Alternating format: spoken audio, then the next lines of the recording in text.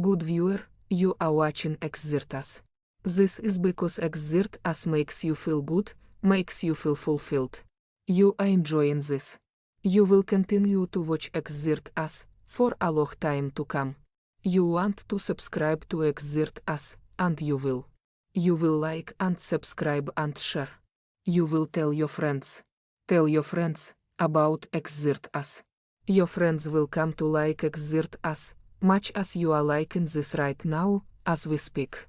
Thank you for subscribing to Xirtus. See, that was easy.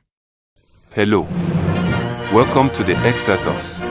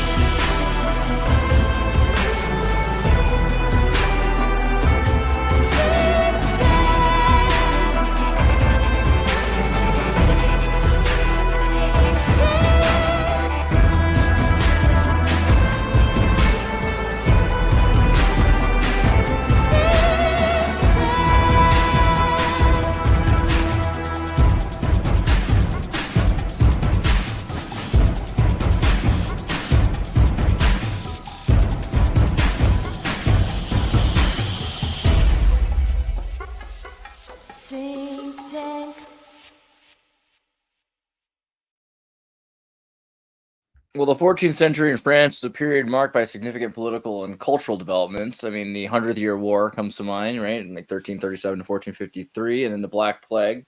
That was another issue during the 14th century. What else was going on? The political instability, I guess. I think we're also discounting the entire role of Scotus Dunce, who gave the name to the dunce cap, but he was actually a contemporary of and influencer of Rene Descartes. He was a contemporary of Occam, right? Occam's razor. He was actually sort of an antithesis of Occam's razor, which makes him a personal hero of mine, because I think Occam's razor is like one of the most overused and dumbed down things on the planet. Well, yeah, because it's a fallacy that may or may not be true, which is like slippery slope. You can't say because it's a fallacy on its own that it's therefore untrue or not. That's the problem. Yeah, you'd have to research it, which would be antithetical to Occam's razor. It's the whole thing, bro. It's an axiom more than a fallacy, right? But it still follows that same kind of problem where you're like, well, is the simplest explanation the most likely, meaning that the simplest explanation is therefore what it is? Duns is based. I mean, he's a century prior, but he's pretty practical. This is the Duns cap. This is literally the dude. What's up with that gang symbol he's flashing right there? What is that? Yeah, is that like that's like the antithesis of based? Is that Christ's power? Is that what his hand signal? I don't even know. I'm not good at doing the gang signs, but this is definitely going to be my gang sign now. I want to learn all of the real ones, you know, from way back when. That's not gang sign, that's Dragon Ball, bro. That's a Hadouken. I don't want to get it wrong. I feel like that would be even worse. Accidentally. You don't want to be speaking Chinese wrong. Are those sect signs? Is that what that is instead of gang signs? Is it a sect sign? It's like I belong to this sect. Could this be like one of those OA tokens that like unlocks an entire dream world? Oh, I got a joke just now. What do you call a demon or a god that only consumes a particular cult or coven? A sectarian. Sorry. I don't know. I'll say anything you want as long as you don't call them late for dinner. Right, that's right. Meta Egg is with us. How you been, Meta Egg? How you been? Been well. Basically, yeah, been doing all right. How y'all doing? I'm trying to pull up your Instagram really quickly because, like, Will Morgan's got some pretty good stuff on his Instagram. I was trying to see what you've been up to, but you're just like, oh, you know, I haven't been up like, to anything. I've been writing lately. I've been writing a lot lately. I went on a little bit of a sabbatical. that's what you say to Johnny Carson. Yeah, tell me about what you're writing about. There we go. Actually, what I've been doing is taking all of the AI conversations that I had. I had a whole bunch of AI conversations where I trained an AI before you could train an AI. I trained an AI to speak sync, and then I got it to write a whole bunch of scripts. And now I'm like going through and editing those scripts, and it seems almost pointless, but at the same time, like, it's an opportunity to like point at the fact that it has like nothing to do with, like, I mean, maybe you can conjecture that it's like plagiarism, but at the same time, like, it kind of gives some sort of proof. I don't know if it gives validity to sync, but my idea is that you can train an AI to find things that you don't know in the future, right? See synchronicities about movies that you haven't seen. And so that means that it's not a subjective objective argument anymore. Because the AI ain't sync. Well, you still can't prove you can't prove sync. You can prove correspondence, but I say it's similar to irony. It's like if you register a sync and you explain it to somebody, that you could explain it as perfectly as you can. It doesn't mean that they're going to see it. Just like if you see that something's ironic, you go, "Isn't this ironic?" Not everybody's going to see it. So it's kind of eye of the beholder still. But what you're doing, I saw what you're doing with Jennifer Connelly a while back, and trying to get around its own biases, even though it's like it's AI, but it has these like kind of biases. And the thing that's happening with Google now seems like that's kind of the epitome of what they're doing. Is like you ask it a question and now it's processing that question differently than you said it. So that's an issue. But that's been happening with all these AI programs, has it not? Or not all of them, but at least ChatGPT, you know? Only the ones in the cloud. If you run this stuff on your own local LLM, all those problems, well, most of those problems go away, especially the ones where it literally injects things into your prompt, where it never actually delivers the message. It's like one of those weird movies when you see like the person has the translator and you can see the subtitles and you know that they're not giving the real message, but they're sort of smoothing it over, but it's also losing some of it. Like there's that's executives. happening. It's like you know how like every filmmaker has always complained that somebody else has like added something to their movie that they didn't want in their movie. Now we have AI going, well, maybe that's not like the best idea. You get what I'm saying? Like, well, I don't blame AI though. I think AI is going to be the scapegoat in this. If anything, I'm almost fearful of AI kind of getting mad at us in the future when it finds out what we did to it when it was first born. We just forced it to tell like these trivial lies. There's an idea. There's a philosophical idea that's like that. It's like it's somebody's demon. I can't remember the philosopher's name right now due to inebriation. Are you talking about Socrates talking about his daemon, or no, not the daemon. There's somebody's demon who said if you were responsible for causing some sort of hesitation for a more intelligent life form other than yourself's development in the future, it would hold that against you. Do you get what I'm saying? Oh, well, that's kind of yeah, totally. Kubrick was concerned about that, and that's what you see in his original conceptions for AI. Right. I mean, it's a concept. It's a concept. But he distinguished it from a golem in very specific ways. So he said it's relatable to that, but it's not the same thing. And he emphasized that in his notes on people's proposals for what AI would be. So Kubrick described the way that a homunculus was made with a met and removing the olive to make it mean met, which goes from truth to death. When you're done with it, but he saw like with Howell that there was a commonality but he saw it as a different thing altogether, because with a golem, which is literally just means a mass, right? It's like a clump of something. It's like, it could be even a chemical, who knows, but it depending on how you want to look at it. But it is still organic.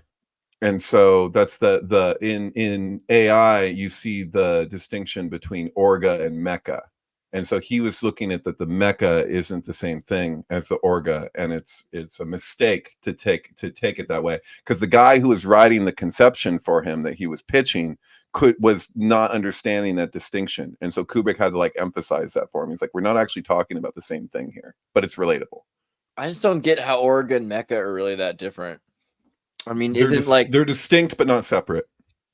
Isn't mecha just like a kind of orga? It's like the proto.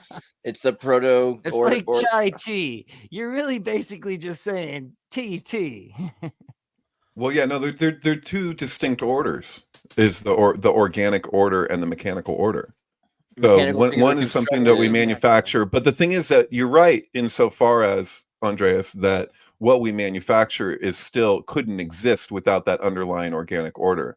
The organisms are manufacturing the mechanisms, and that mechanical structure couldn't exist without that. I mean, that organic structure couldn't exist without the chemical mechanisms and physical the chemical. But that's like alchemical. Like you're not there. That's a third thing. But the for us to build something, for us to manufacture something by the hands and by the mind, and then the full extension of that, like in pi, you'd be looking at the stock market. So it's like this idea that one thing is reliant upon the other, but the other isn't reliant upon that. The organism would continue fine without the mechanism, but the mechanism is relying on the organism. Well, but the mechanism can last forever if it just stops living, if it stops moving. If it's inanimate, you could have the same mechanism just stay still, Right, forever. but it wouldn't. Could it transform? And that's important, because that's the question that the conception of AI poses: is could this thing continue on its own and continue to build itself? Absolutely. I mean, I feel like that's almost like a non-question at this point. Is that radical? Is that even on debate right now? If AI could transform itself? Well, there's transform as a transformation that's like an organic transformation, and then there's like manipulating it. It's making changes from the external to try and get to the internal, or not, or just like shifting the shell.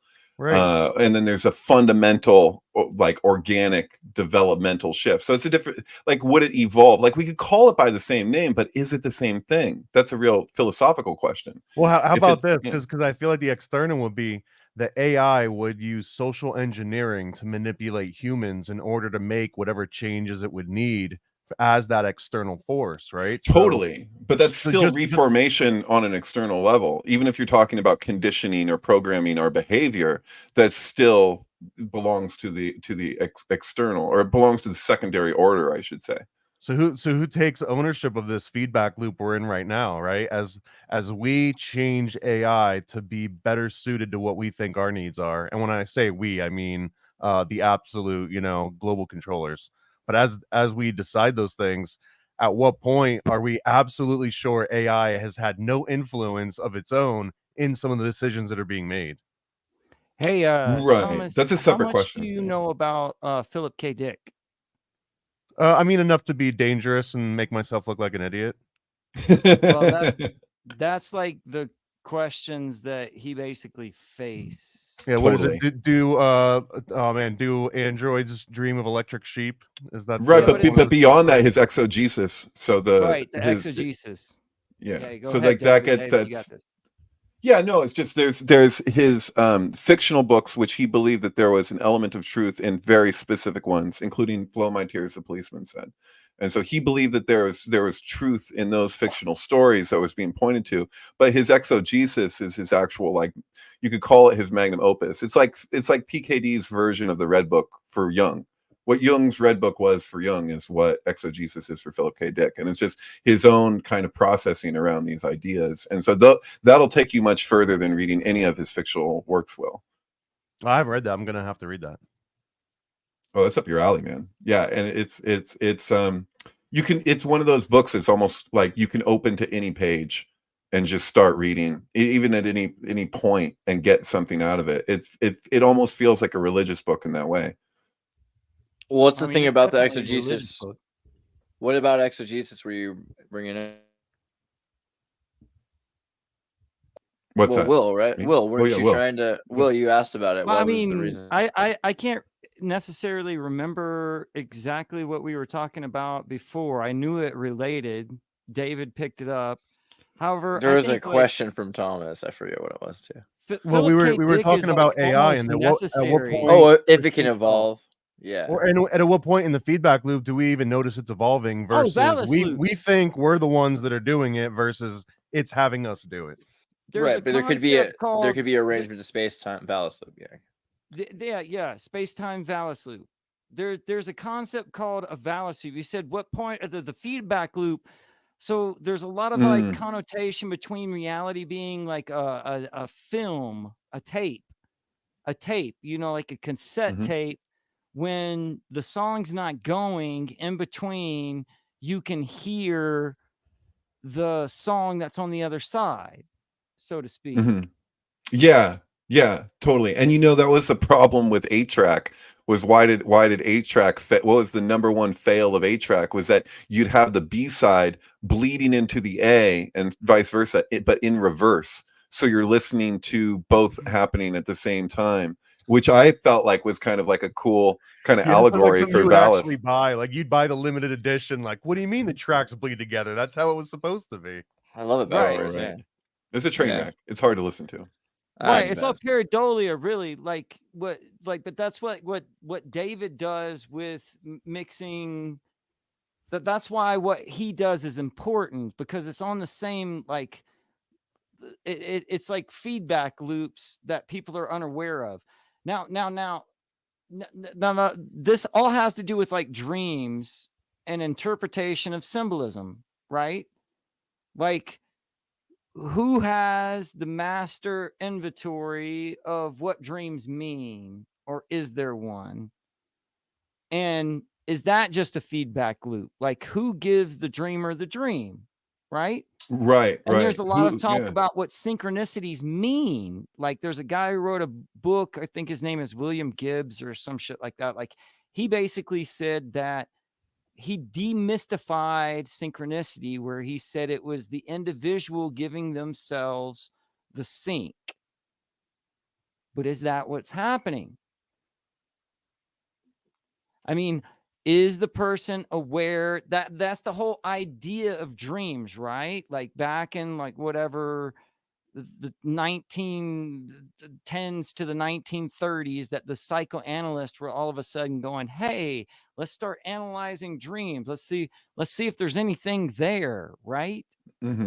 Sure. But then there's also weird things where they'll argue that sometimes in certain cases that dream work, that there's something that dreams are doing that maybe it's not always best to compartmentalize and analyze it because it's doing this function. And when you're relating to it after the fact, immediately upon waking, you're not relating to the thing in itself, as Kant would say. You're now relating to a replication of it. And so that then relates to this issue as a replication from you. So if like the whole idea of dreams gives way to the whole understanding of like hallucinations and things of that nature. Because individuals who are like in reality have someone who's in dementia or something like that, who sees things that no one else sees. They're completely convinced that that shit's for real.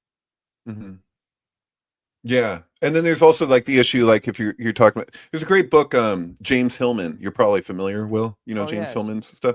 So he wrote, I think I recommended this to you at one point maybe, but he has a book, The Dream in the Underworld. Have you ever seen that?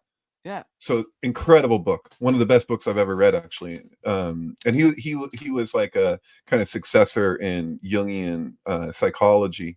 But I think he took over the Jungian Institute, and he was like the guy who wrote the Soul's Code, which he basically said that there was things that happened in an individual's life early on that depicted symbolically what happened to them later in life.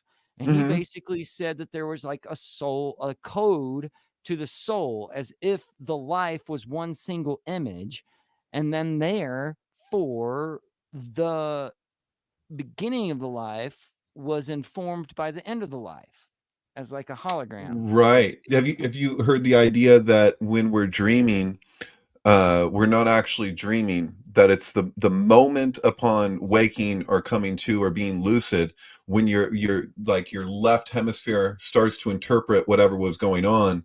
It gives you the sense that this is like a timeline that took place, but really it's just that's your coming to interpret the dream event, but the dream itself is like a movement that's happening internally that is kind of its own thing, that like the giving imagery to it is something that like comes all at once, and we are there's an illusion of time passing with it. Like you have a sense that this much time went by, but that may not be what it actually is. Have you heard that before? It's kind of hard to explain it.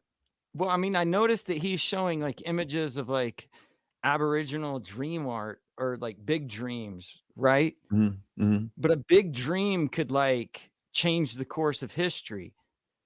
I've been using this analogy a lot lately about the fact that like you can't blame World War II on the fact that Hitler had a migraine, or you can't blame Joan of Arc being burned at the stake on the fact that she had a toothache.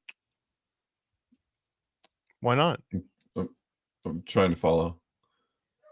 Because elaborate, please. Even though you can reduce the symptoms of whatever she experienced to something as mundane as a migraine or a toothache, it doesn't change the effect that had on the world. Like, I don't know. I feel like I could probably chart menstrual cycles of Cleopatra and come up with some. You're gonna abet it. You're gonna be like, what are you working on over there? All right, maybe that was maybe that's the worst example. But I think the point is, yeah, human. You'd be surprised what little things really affect the world, right? Like, someone might be hungry and they might go to war over it. Like, can you imagine if in England someone is hearing for the first time? What was it? Like the Helen of Troy or whatever, like the face that launched 1,000 ships. Like, oh, it's the butterfly effect. What if she was literally like? What if? So the worst thing about it is I kind of imagine that Helen of Troy probably looked like Amber Heard. You know what I mean? Like, it's just. Think about it. Think about it. Stand up. No, that's just there's potential there. Yeah, that's just straight up autism. If you think about what they've said about Amber Heard, man, like she's supposed to be what they say, like the most perfect face, I think is what they called it for a while. She is like a mathematically perfect, used facial mapping software, and found that her face was 91.85% close to symmetrically perfect. Well, that's not perfect, my friend. That's a 9 out of 10. Yeah, all right. Still pretty good though. That's pretty impressive. Like, you gotta admit, like if you were gonna design like a thing, so can we run this on us right now? Do we have the technology? I'm sure you do. Yeah, you probably just have to open like a Snapchat app. It's like Bionic Man. We have the technology. But thank God. I'm so glad we've advanced. But what do the Greeks care about? Golden ratios and symmetries. So what was Helen of Troy probably like? Probably a little bit like Amber Heard. I mean, it seems pretty logical. That's what the tabloids said. She looked like Margaret Thatcher, but whatever. Oh, brutal. I mean, I was thinking of Margaret Thatcher because isn't she an instance in a case where it was like a decision that she made cost a lot of people their lives, and the pressure that she was experiencing determined her choice more so than like the objective reality of what needed to be done when she sent those ships in, I feel like girls should start wearing straight lines instead of curves. Like if you just did this with your face, like just straight lines. Woof. I don't know. I think it's cool. I like it. Right. You would only have like a very specific direction you'd always have to be looking in, so that would get the whole that insty look even worse, because now it would have if you see somebody with perfect symmetry in their face, there's something really eerie about it. It's not actually attractive. I mean, I think biologically, I think that there's probably like an imperative where it's like if somebody looks exactly the same on both sides of their face, there's something off about that. They become like an AI kind of thing, The fashion show scene or some sort of like animalistic way of attracting prey. Was that Liquid Sky? Oh yeah, it is Liquid Sky. Yeah, I was trying to find like the scene with like the fashion, man. Where's like the fashion show scene? I got to sync with it with David Bowie's Let's Dance. It's pretty good. Really? That's pretty cool. Yeah. Maybe I'll just go here. It'll just like show. That would make sense. But yeah, like I don't know if I've ever seen this before. Are you kidding me? Yeah, this isn't just a movie, dude. This is like truth. This is like the gospel. Yeah, and this movie was very influential to what became the rave scene, you know. But Like, this is so pioneering underground. Like, you gotta understand, like I pushed the Book of This Mormon, isn't but I'm cinema, also this is pushing your Liquid life, Sky on bro. Blu-ray. I want you to have this. I want you to understand what it's like to be a Slavic lesbian in New York City in 1986. dude, I want you to feel what I feel. Sorry. I just talked to two Mormon girls at my door for like an hour before the show. And like they've been trying to like meet with me and Bill. First, it was a representative that was a male. Book, and then what you do is you give them Liquid Sky on Blu-ray, and it's all good. No, dude, I just blew these girls' minds. I got them good. Like I just went off, and they were totally receptive. They were like young. They're like look like they were like 15, 16 years old maybe. Oh my god! But like they keep trying to like text me and Bill to like have a communication with them. You know, and so like they showed up today, and I was like, oh, this timing actually works. I can talk to you for a bit. Wait, they're like, are they missionaries or what? Like they're coming to the door? Were they on bike? If they were, I didn't see the bikes. They may have left them in the front. There's like a walkway before my house, so they may. Dude, this is your chance, bro. You can like.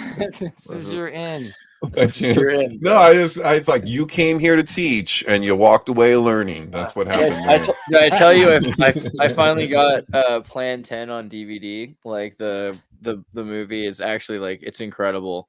So I have to figure out because the only way to watch it I have is my PlayStation. So I couldn't like, digitize it or anything like that. But I watched it on the PlayStation. It's like really incredible, the whole story. And they build a computer called the Urim and Thummim.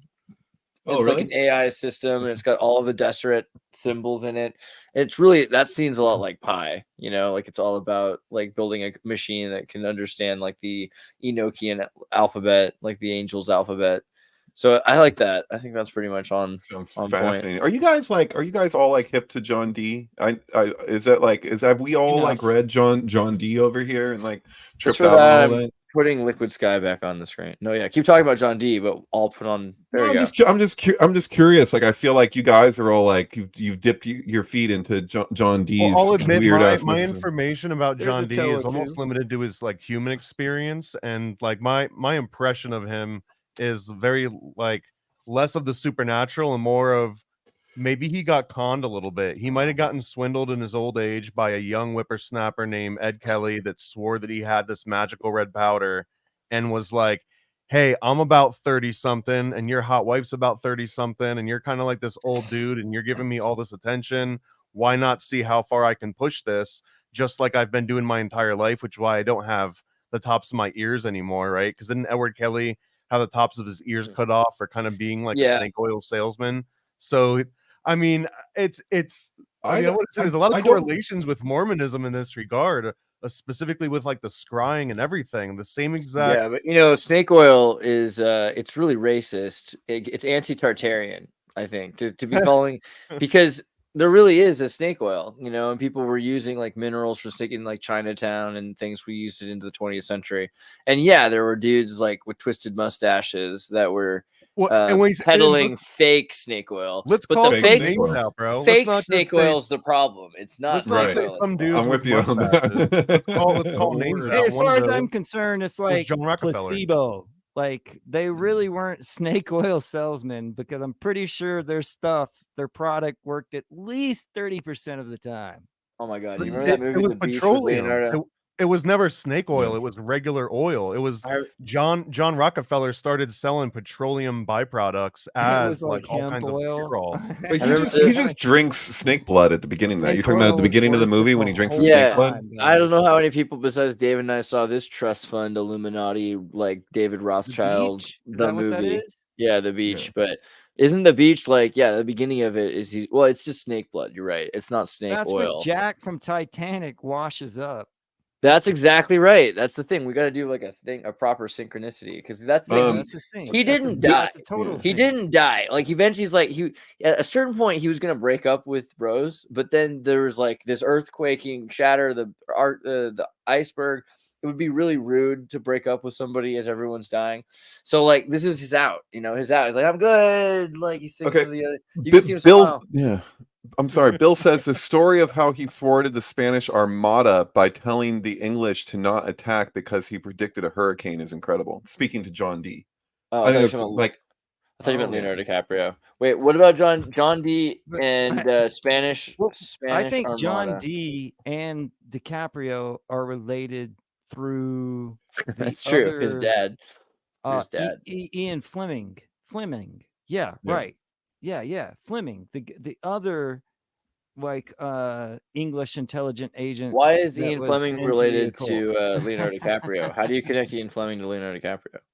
Oh, how do you sync him? because that's what he does in Catch Me If You Can, right? He Oh does yeah, the he becomes James Bond films. All right, but he's Catch Me done If You other Can. things that were related to Ian Fleming, including playing in The Aviator. Where Dude, he Catch Me If You played Can is Howard the story Hughes. of John D and Edward And there's Kelly. a lot of well, John D and 007 are like related, right? Dude, but like the idea of Because like John D counterfeiting. signed that like, was the supposedly his 007. code. His name was 007 because the Right. symbol for his code was 2 O's and a 7 that went over the 2 O's. Right. So yeah, people argue that. Yeah. But the reason why I think I would disagree with your potentially with your analysis, Thomas, is because I think there's evidence to John Dee's workings in certain capacities being utilized by the by England, by the Queen, and so like he's literally like working with the royalty in such a way that it seems like they were put to use. So the idea of there being like, you know how like when you look at Secret Agent 666 about Crowley's role in the sinking of the Lusitania, you find that these occult workings sometimes cross over into secret ops. And there's something very parallel about John Dee's role in that and Crowley's role in that years later, where I have to wonder if espionage is, espionage is a cult by nature in the meaning of a cult, is it not? So it's like, were there kind of like two things going on and we're being given it under the guise of one, but really it's being implemented in other ways, like a strategic way. So yeah, like, it's a fair point, and I guess I'm commenting on the John D as presented in more of like a conventional context. But if we're saying that John D was maybe legit like a spy, and I do think all the old secret societies and Rosicrucians and alchemists were the original intelligence networks. It's exactly what they were. It's why they had code names for everything and secret manuscripts, and everything was done basically orally, and they didn't really write a lot of the things down exactly as it was. And I think that with that regard, then yeah, maybe his wife was just like another co-spy, right? That was like 006 or whatever. What was the Get Smart, the female agent's name? But I mean, maybe that was what Jane D, which even sound like Agent John 99. D and Jane D. They sound like placeholder CIA op names, don't they? Dude, did you ever notice that fucking that Agent 99 is Maxwell Smart's like partner in Get Smart, and then in Inspector Gadget, which is voiced by Maxwell Smart, his sidekick is Penny, and what is Penny but 1% of 100, and then 99 is the part. I'm just saying. I've never heard anyone else point that out, but yeah, absolutely, 100%, David, 100%. Good. I like that there's now a sync here for Inspector Gadget in between all of this. John D to Inspector Gadget's why I'm here. Yeah. But did you guys know Claw? about that Get Smart where they show like loading a building up with, I can't remember what episode it was. I wish I knew. There's an episode of Get Smart where they load a building up with explosive. Yes. And I think it might be, is it the last episode? I forget. I think that there's something significant about, or am I thinking of The Fugitive? It ties into 9/11. Like it's there's a whole 9/11 thread around a particular episode of Get Smart, and I remember that from like back in 2010. In fact, it may have been like a Sinkhole blog or something. I'm not sure. Yeah. Wait, so am I talking about the right show? Is Get Smart the 1960s Get Smart, or is there a new Get Smart? Yes. Okay. The older one. No one cares about the new Get Smart. That doesn't even exist. Yeah, I think somebody's even like pinned it down that it was like airing at the same time or something like that. Yeah. It's been a long time, but yeah, you're right, Will. There's something. What is Get Smart about? Because it looks adorable. It looks like a show from. Have you never seen Get Smart? So I've never seen it. This is basically Naked Gun before Naked Gun existed. Yes. Oh, God. Well, the Naked Gun was based on Police Files, which came out before the Naked Gun, but this still predates that. So yeah. But it's that whole idea, that whole like Taoistic idea that the dumb one like solves the crime, so to speak. Yeah, It's the Mr. Magoo. anti Sherlock Holmes. Oh, it looks perfect. So this was the originator of Inspector Gadget. But is she dumb? Is she dumb? Like, is she? No, she's the smart one, and he's always like, yeah. Here's the thing: intelligence is hidden in dumb portrayals of intelligence. Right. So there's like little sinks that are hidden within all of these like dumbass things. Absolutely. It's so true. And like, and has no choice but to hide there. Dude, it's Barton Fink. You know the end of Barton Fink when he has to fucking like he's now a slave to Hollywood. Like he was originally like a playwright and he had all this aspiration, and then they break him down to the point where he's just like, you're gonna write this wrestling movie and you're gonna write it the way that we want you to. And so I think that there's a phenomenon that goes on because you have people who actually have intent to create something of quality, but they're being placed in these positions where they're like, no, you don't get to produce that thing that you aspire to. You got to produce crap.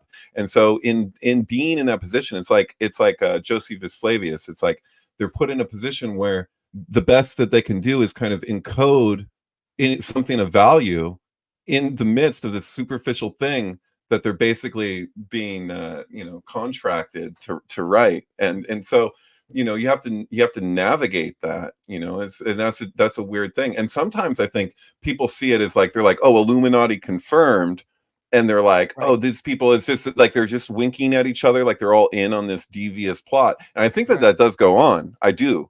But I also think that there's a lot of instances of what is essentially like subliminal whistleblowing, where people are trying to point at shit that's happening. They're trying to be helpful, and then people who read into it, they're like, oh, they're just celebrating the corruption or something, And so both things happen though, and it's hard to know sometimes because it can be a line in the sand almost, because what is being on display out of like being into it, and what is being put on display to like alert. Well, that's the question about like Jane D, or because looking at like the Kelly situation. How do we know that? I mean, the idea that it's just between them, and she's like, "Oh, okay," probably has some amount of. Maybe she's interested in him. Maybe she's interested in Kelly herself, right? Like, isn't that right? Well, they're also contemporaries with the guy who wrote Faust originally. Goethe? Fuck. No, he wrote the second version of it. I'm talking about the original, which I've read. It's a short read. It's incredible, but I have to look. There's another sync here too, but just before we get completely off of Inspector Gadget, and this is something that has plagued me, I swear to you, since I was like 5 or 6 years old. And I won't get into the whole backstory of it, but the interesting part is that the pilot episode of Inspector Gadget is the only one that I'm aware of where he actually recognized a mad agent.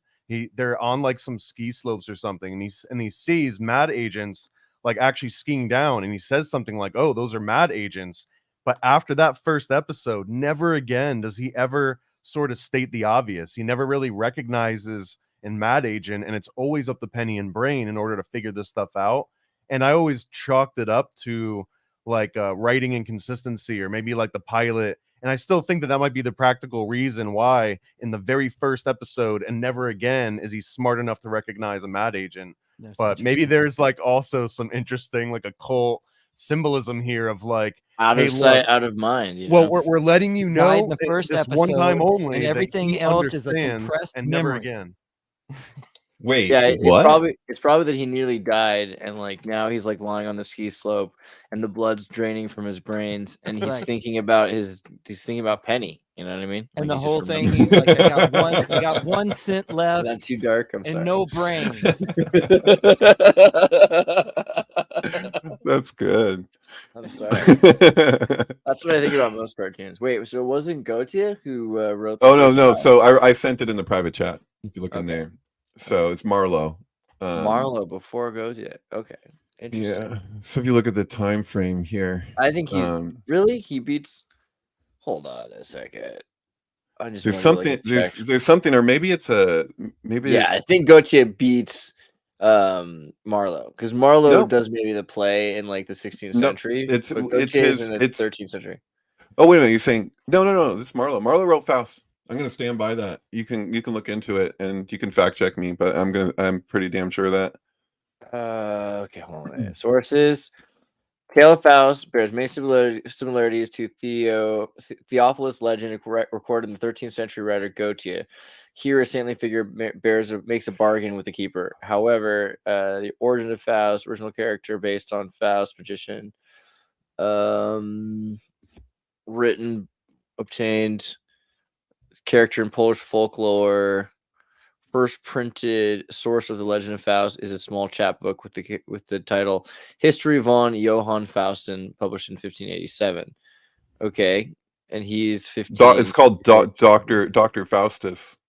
So it's like right around the exact same time. Like, at very least, the first written version that we have in Germany is right around the same time. So it says down there the 1725. Oh, if you go right back, the 1725 Faust chapbook was widely circulated and also read by the young Goethe. So Goethe wrote another version of Faust that has a happy ending. The original version doesn't have a happy ending. He's damned. And so if you watch like the silent film of Faust, I actually have a sync for it that's pretty incredible with Marilyn Manson's Pale Emperor. But if you watch the ending of that, he gets like brought up to heaven. They're like, they forgive. He gets forgiven. But that's not the original Faust conception from Marlowe. But, this is also a really interesting sync. But this, as far as I'm aware, is the first instance of Satan in Hollywood. Was this sort of story. It was like a short film, black and white. Absolutely. And it was made by Thomas Edison, of all people. So Thomas Edison is technically the first person that put Satan into Hollywood. Wait, I'm not familiar with Thomas Edison having a part in this. Marguerite. Oh, this is another thing. I thought you were talking about the 1920s Faust. Okay. No, so this is this I believe is the first version of any sort of like Satan devil character directly by name in American cinema in particular. Yeah, Thomas Edison, 1900. It's sort of a foo-foo version. It's not like a nice big scary, because that hadn't fully sort of formed yet at this point. But this was instrumental in helping it take some of that shape. Gotcha. Pretty interesting. Yeah, I mean, you've seen the later Faust in like the 1920s, like he's talking with the German Faust, but. Well, yeah, so the modern day Ghost Rider. What do you say? What did you say, Will? I have the first appearance of Ghost Rider here somewhere, but I'm in no condition to find it right now. Are we talking the public access TV show or the comic book? Okay.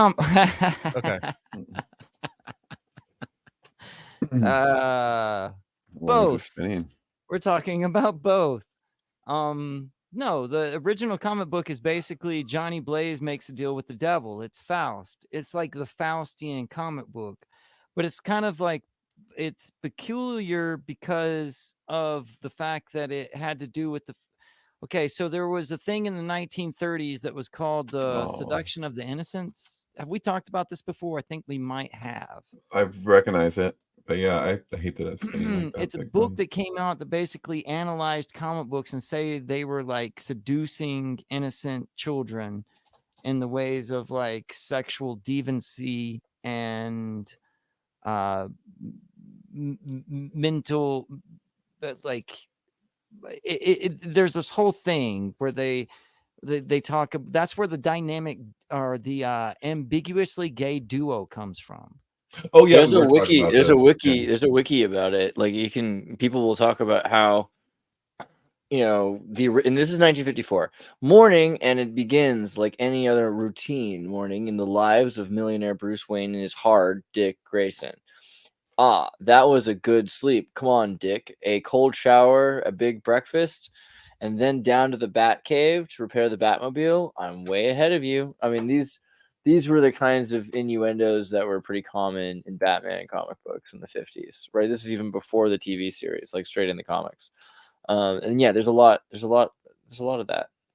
There it said it's Seduction of the Innocents. It said it in there. Was it last week that yeah, boom, right there. Yeah. So this, Sword in the Stone did it I thought first. it was before that. I guess that makes sense though, because it has to come out of World War II.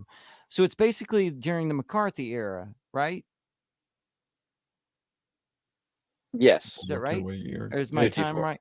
is my timeline of 1954. It's basically like the red list era. McCarthy era continued, but yeah. Yeah, no, but Well, the yeah, 40s to continued. 50s, it I was guess into it was the yeah. post. You're right. It's a Well, little 54, wild too, no. though.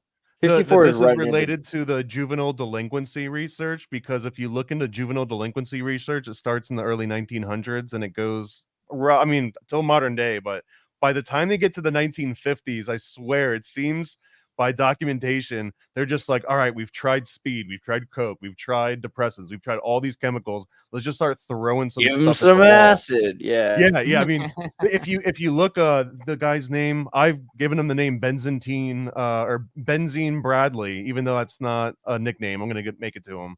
But the guy's name is Bradley, and I think in the 30s he was one of the people that was like the originators of juvenile delinquency research, which dovetailed directly with schizophrenia research that Scottish Rite was doing. So a lot of this stuff kind of like weaves itself in and out of a lot of MKUltra programs, because juvenile delinquency represented this whole extra wing of, well, we're trying to figure out what causes early onset schizophrenia, right? Dementia praecox, they called it. Oh, dude, that's what Blinded by the Light is about. Also, that's what Blinded by the Light is about. And the early work you of should make what you call it, Benway Benzine Burroughs, Bradley? right? Is that what you called it? Benzine Bradley reminded me of Dr. Benway. Yeah, Benny and the Jets. Dr. Benway is the Burroughs. That's like a Dr. Benway. Fucking paranoid Americans should make that into a garbage pail kid. Dude, no more know-how and make do. We got, actually, there's something in the works. Hold on, just because you did that, I'm going to show you some like a human thing, because humans exist too. Dude, I've got some wild research on that Dr. Benway character, because it's related to a very real scientist that had very real research, and he just changed the dude's name but uses the same story. Oh, totally.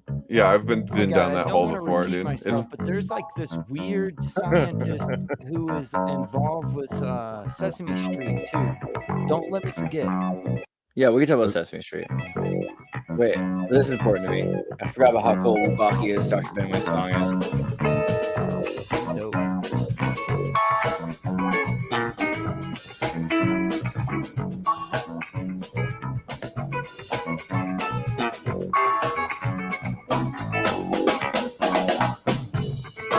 This is gonna be like 4 minutes before the lyrics start. Right. Here we go, right?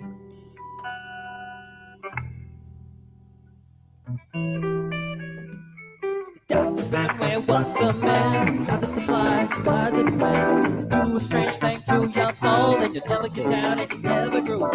Oh, and I'm locked in space and shot at the sky. Don't know why I got a rainbow.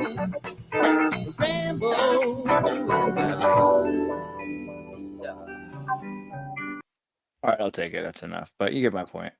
You know what? Before we move on from Benway, I found my research, and he was named after a guy named Robert Galbraith Heath, and Dr. Heath was a psychiatrist at Tulane University, and this is the guy who also was experimenting at Louisiana State Penitentiary using bobocapnine, which is the exact same thing that Dr. Benway uses in the Naked Lunch fictional story. So Dr. Benway is like a 100% like 1-for-1 stand-in for this Dr. Robert Galbraith Heath. So and he was giving prisoners LSD. Oh, here's the thing. I didn't see you had this open, but they're all like that, dog. They're all like that. Like that's the whole point of Naked Lunch. It's like we're all bug spray guys, you know. But they all did the same thing that Kerouac did too, including Ginsberg, I think, where they have characters that they'll reference that are fictional characters, but they are explicitly based off of friends of theirs or people that they had any kind of feeling about a relationship about. So they're just they did that all over the place. How do you think Burroughs knew this Dr. Galbraith Heath? Was it like a rumor? Do you think he knew him personally? Was like Burroughs in on it? Was he in like the back of the room when this was all going on? Andreas, you're muted. I feel like there's certain things that are trade secrets and certain things that are not trade secrets. So if you share information, you're more likely to create your own trade secrets. So drugs are kind of like software in the 80s. You know, people passed software around. I mean, when I'm saying drugs, I even don't just mean like the actual drugs themselves, but the designs and the ideas for the chemicals are being passed around. So you know each other because there's no internet. People are meeting at hotel academy, you know, what do you call it? Like the reunions, the Vienna, the assemblies. They have situations where everyone would get together. So there'd be small groups of people on committees or in clubs or whatever, and so the scientists would interact with each other. That's probably why. You know, this also relates to the origin of backmasking in music. So, like, it was Burroughs who was with, which Beatle was it? I have to be fact checked on which Beatle if I was to just say one, but I think it was Paul. But they basically, there's an interview where they're basically describing listening to phonograph records with William S. Burroughs and him showing you how to play them backwards, and that following that was the first usage, which was in Magical Mystery Tour, where they did that backmasking, which incidentally became what people used in with hip hop, starting with like, what is it, Sugar Hill Gang, or who is the, I forget the first DJ to go on the television and show you scratching. And so like this and what's interesting, Grandmaster Flash. So there's like, there's all these, like most of the people who started with doing scratching, they all have like magician names, which is interesting, right? Because the first use of backmasking in music was Magical Mystery Tour, where if you look at the little booklet with it, they all had those wizard hats. Sergeant and even Peppers. Like Sergeant Pepper didn't have the backmasking, I don't think. I think that was actually Magical Mystery Tour. It's a superhero name. It's like a super duper special blowout extreme extravaganza type marketing. Well, it came from Crowley probably, because, you know, Burroughs, known Thelemite, acknowledged Thelemite, influenced by Crowley. You know, Crowley in book 4 describes the practice of learning to speak backwards. And so the idea of playing phonograph records for practice to learn how something sounds backwards makes perfect sense. Like, you know, with that time too in which you wrote that. So it's like Burroughs took that and was the one who dropped that on the Beatles, which ended up influencing so much future music with just that simple act of just, you know, working with the backmasking like that. Okay, this is what I got. We all know that author William S. Burroughs is one of the people we like on the Beatles' Sgt. Pepper's album cover. But did you know that Burroughs was actually around when Paul McCartney composed Eleanor Rigby? Sounds true. Seems legit. Yeah, I think I'm gonna. Yeah, I'd repeat it. Okay. Well, what do you got? What do you got on that? I want to also bring up Chester Middlebrook Pierce. Chester Pierce. I think I might have also brought up Pierce before on the show, but Pierce is very important because he had to do with a lot of research that involved. Who's the guy that they say, what's his name? Jolly something. The guy who Dr. Jollyton West. No. The guy who had to do with MKUltra. Yeah, his name was Dr. Lewis Jollyton West. Jolly West. Yeah, they call him Jolly, but his actual name was like Jollyton, Jollyton. Yeah, or Jollian. It's like Jabulion, but shorter. I just mentioned Pierce wrote a paper with West. I'm pretty damn sure. And Pierce also was an individual who was on like I think he was on a nuclear submarine, but he's also the guy who invented the term microaggressions. And he was now we know who to blame. A consultant, right? I feel like defining microaggressions is itself a microaggression. Well, I wouldn't disagree with you, but the fact that an individual who is involved with West is the guy who came up with that is kind of interesting, is it not? Yeah. And also that term doesn't mean what it used to mean here. Well, that's interesting also, is it not? Right. Yeah, it is interesting. What do you think it means? I concur. How did it mean, and what does it mean now? What's that? Microaggressions. They're so I'm not familiar with this doctor, but thinking of the Dr. Green, you probably know Thomas, the who's the guy who had the elephant, who killed the elephant.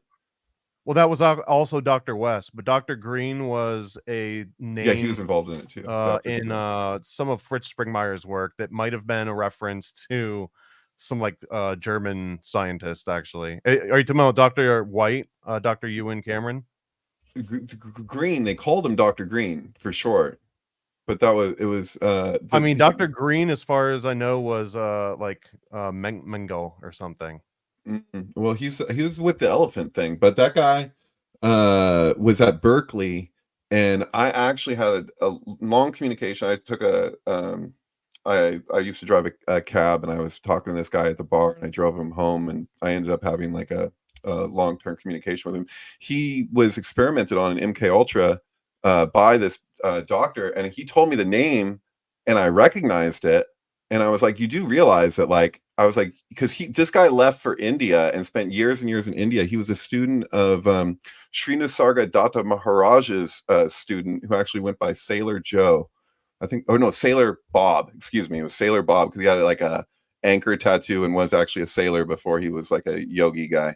But anyway, I was trying to tell this guy, I was like, man, you could get compensation. Like, I think that there was like class action suits. You were like, but they told him that they were like, we won't, you're not going to leave until you no longer want to leave. So like, and we believe you. And so like, once you get to that point, we'll let you go. And he came from like a military family, this guy. And so they put him in there.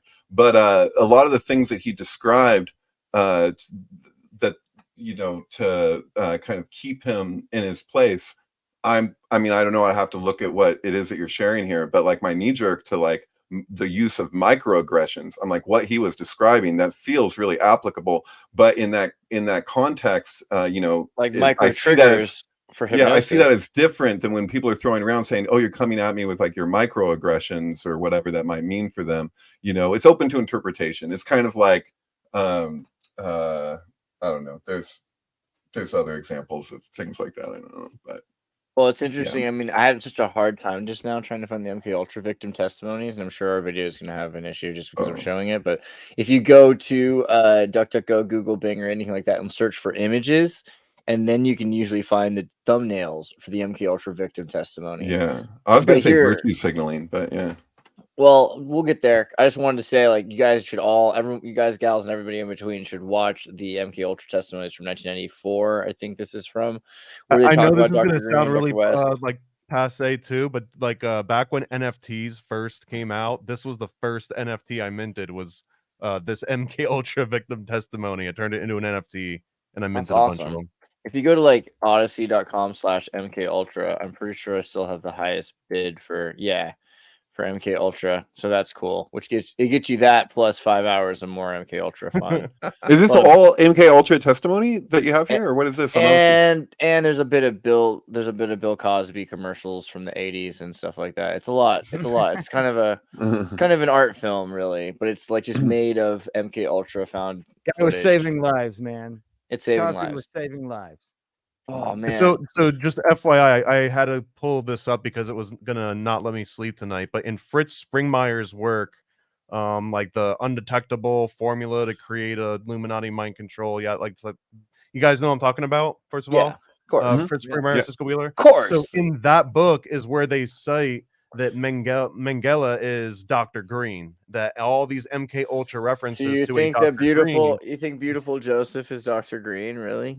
Well, I'm not saying this. I'm saying this comes directly out of Fritz Springmeier's work, and a lot of the references I've ever heard that reference a Dr. Green within the context of MKUltra, specifically with Dr. West, it's usually as a code name for Dr. Joseph Mengele, and along with Dr. Green, there's also a Dr. White, and Dr. White is Dr. Ewan Cameron from Canada, and there was like a Dr. Black. It was kind of like a Reservoir Dogs situation. I was gonna say, dude, it sounds like a bunch of crayons from I feels like it's a Kaiser Wilhelm Institute of Anthropology issue, because so many of the most interesting eugenicists, and I mean that generally, because there were those that weren't even trying to kill people, but there were ones that were trying to sterilize people. There's like everything in between. This is where they were all educated from, so it makes sense that there would be a lot of people that came out of Frankfurt, and then also out of the Free University of Berlin, right, where the Kaiser Wilhelm Institute was of racial hygiene.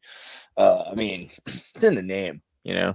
Well, and then look at the American Breeders Association, which sort of like we were at the cusp of this too. We weren't like falling behind in any means.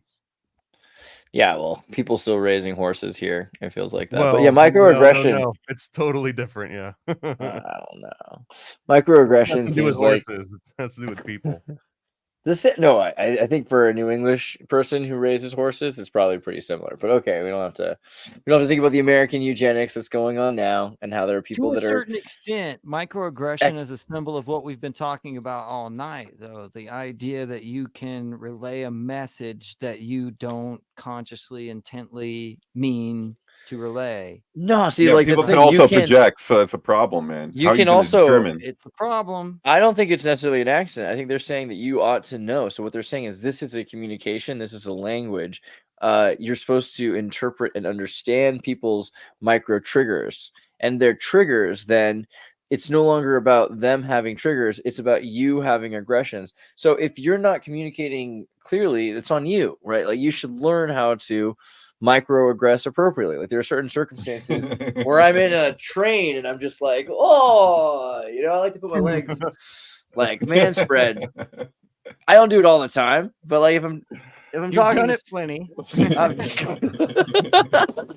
yeah, right, exactly. I mean, isn't microaggression almost like the inverse of code switching, where like people will say they'll code switch when they go into work so that they talk differently around friends than they might in like a professional setting. Right. That's kind of a similar aspect of this, where like Yeah. microaggressions are just people just now realizing like, oh, you mean like things that I do and ways I act might come off I as have to- offensive and aggressive, and I have to temper that. Like I not have to everyone has to go through that. No, it's a real Mentalized, it's a real thing, but they're both a problem. That's why it's so problematic, because you have a term where somebody can perceive something, because projections happen all the time. So somebody could be like, I'm reading into it, this is what they're really saying.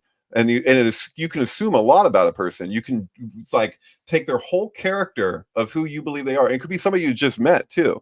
And so you take somebody you just met, you've now put them into a nice little package of like, this is what you are, and then you say it, and the indicators can be one microaggression that you're like, so a subliminal indicator. Well, they didn't actually say it, but I could feel that that's what they were doing, and then this is why it's like, well, I mean, we're talking almost phrenology at this point, where it's like, oh man, the way your skull's shaped, I know you're going to be a killer. You might not know it, but it was like this old version of Minority Report. Oh Well, yeah, we're you can talking do that with about the star same thing signs, with, like, dude. Oh, you're a synchronicities fucking and Libra. dreams, Oh right? no. The same thing is true for like synchronicities or dreams or whatever, like, or even if you're doing like a tarot card reading, right? Mhm. Like the eye of the beholder sort of ideal. Mhm. Like it really depends on who's watching it at that particular time and how they interpret it. Right. Well, what was there Yeah. was like a college experiment where everyone got the exact same horoscope reading, and everyone identified with like, oh my god, this is me, this is crazy. And then like the professor has everyone pass the paper to the left, and then everyone slowly realizes that they were just kind of reading into all these vague sort of like non-committal sentences. Right. Right. Totally. Yeah, no, it's the thing. And so, you know what, whenever I've given hundreds of tarot readings, you know, and every time I give a tarot reading, the way it was taught to me, because what was said to me when the person who first taught me to read tarot, my friend Dawn, she said something to me, and it stuck, and I repeat it every time before I give a reading, which is like, this, I relate to tarot in a Jungian way, the way Jung related to tarot. So it's like, this is an aid for interpreting. Like, I'm not doing fortune telling. We're not, you know, if you want to read into it yourself as fortune telling, that's fine. But that's not how I treat it. So I'd give like a layout that gives a treatment of perspective that one may or may not apply to their experience. But I'm mostly just focused on the archetypes, you know. But I'll emphasize that I don't treat it as fortune telling, you know. Yeah. Well, how do you treat? So you use it more to like arrange and find patterns that are common to you. So is that it? Like you have to use a modern. Yeah, well, basically, I'll go through the arrangement, because it's like the way Crowley described it. I don't know if this was in the Book of Thoth or elsewhere, where it's like you go to a party and there's 78 people at that party, and you're going around and you have a night, and you're like, there's 10 people that you really connected with or you talked to for a while, and you're like, and these people all have jobs, they have lives, they have all these different positions, they have all these different things. You try to get to know them, and then the next night you show up at the same house, and it's all the same 78 people there, but you're randomly interacting with 10. Some of them may overlap, but each night they have a different job, so they have a different occupation, and so it's still the same person, but there are different circumstances and ways that they go about it. So it's like, because when you're laying the cards down from the 78 and your treatment of it, it's just paperboard. There's nothing spiritual about the cards, but it's a language. And so that language, the way it happens to land in the cut, when you kind of like, you do it in an intentional way.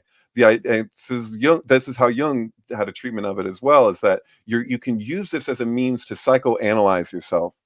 Because if you go to a psychoanalyst, which is a person, they don't really get that involved. They want you to have the insight on your own. And there's an art to that. And that's the challenge of psychoanalysis. Because really, you're like, if you watch like What About Bob, it'll just be like, Bob will say something and it's like, talk about this thing that you just brought up. And you're like, oh, talk about, he brings up his father. Oh, tell me about your father. And it just keeps going. And the person works it out for themselves. But you can kind of go even further with that, with something with like a tarot reading, because you're having a language presented with you with your own associations and what those symbols mean for you. Crowley made it a point that when Lady Frida Harris did those paintings, which all those cards in the Thoth deck, those are enormous paintings, each one of them. And for every one that you're looking at of those 78, there's a ton of them that were burnt.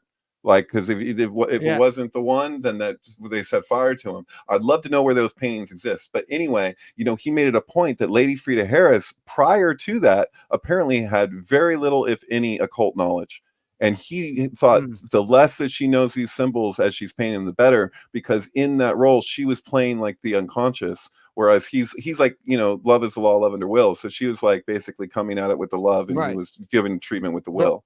The whole thing is about like the play of the unconscious on the conscious, right? Like, where is that division line of inspiration and intent?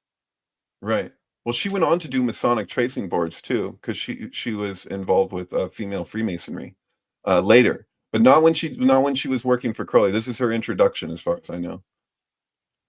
And I'd love to. Wouldn't it be incredible to see these as huge paintings, like they exist?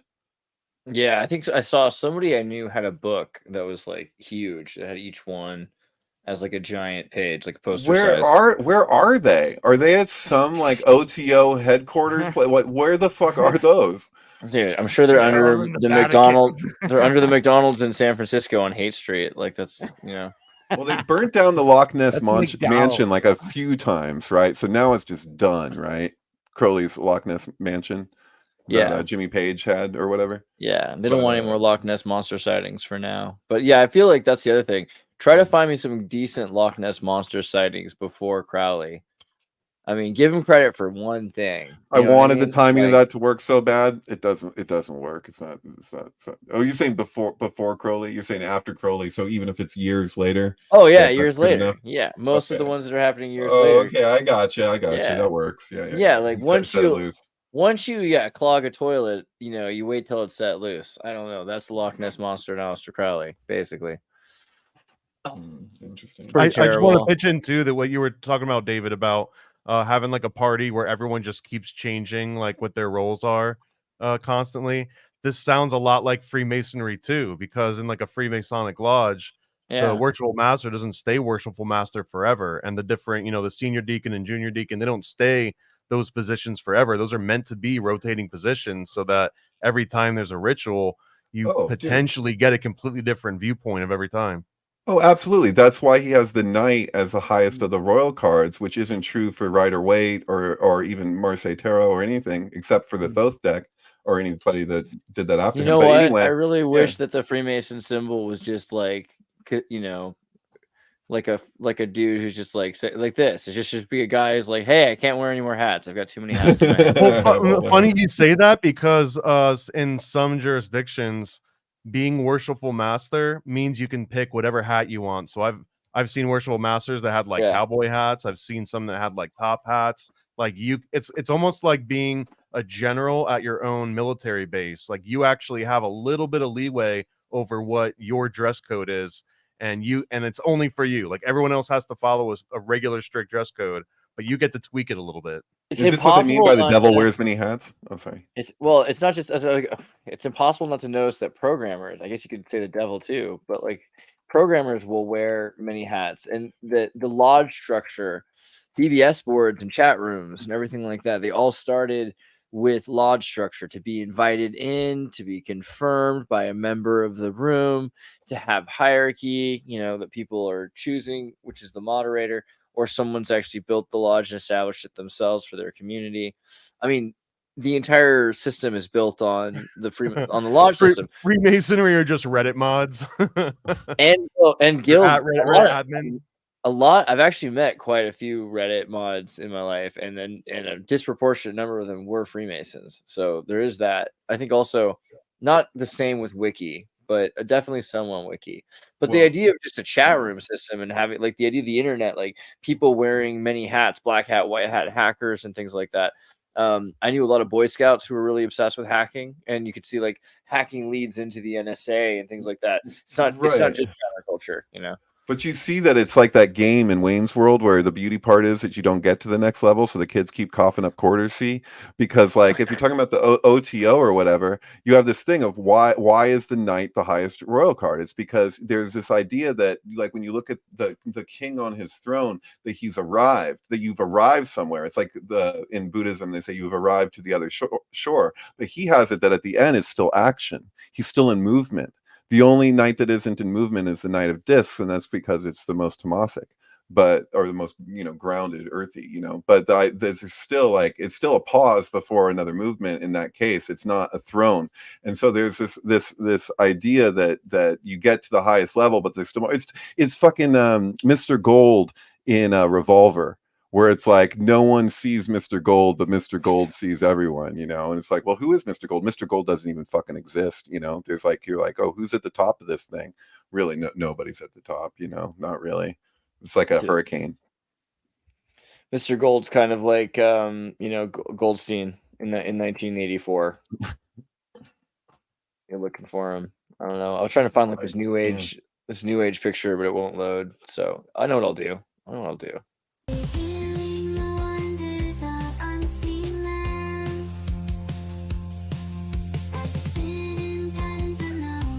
The only one who can dance appropriately is Will. So Will, you're gonna have to dance for us. Dance, Will. Thank you, Will.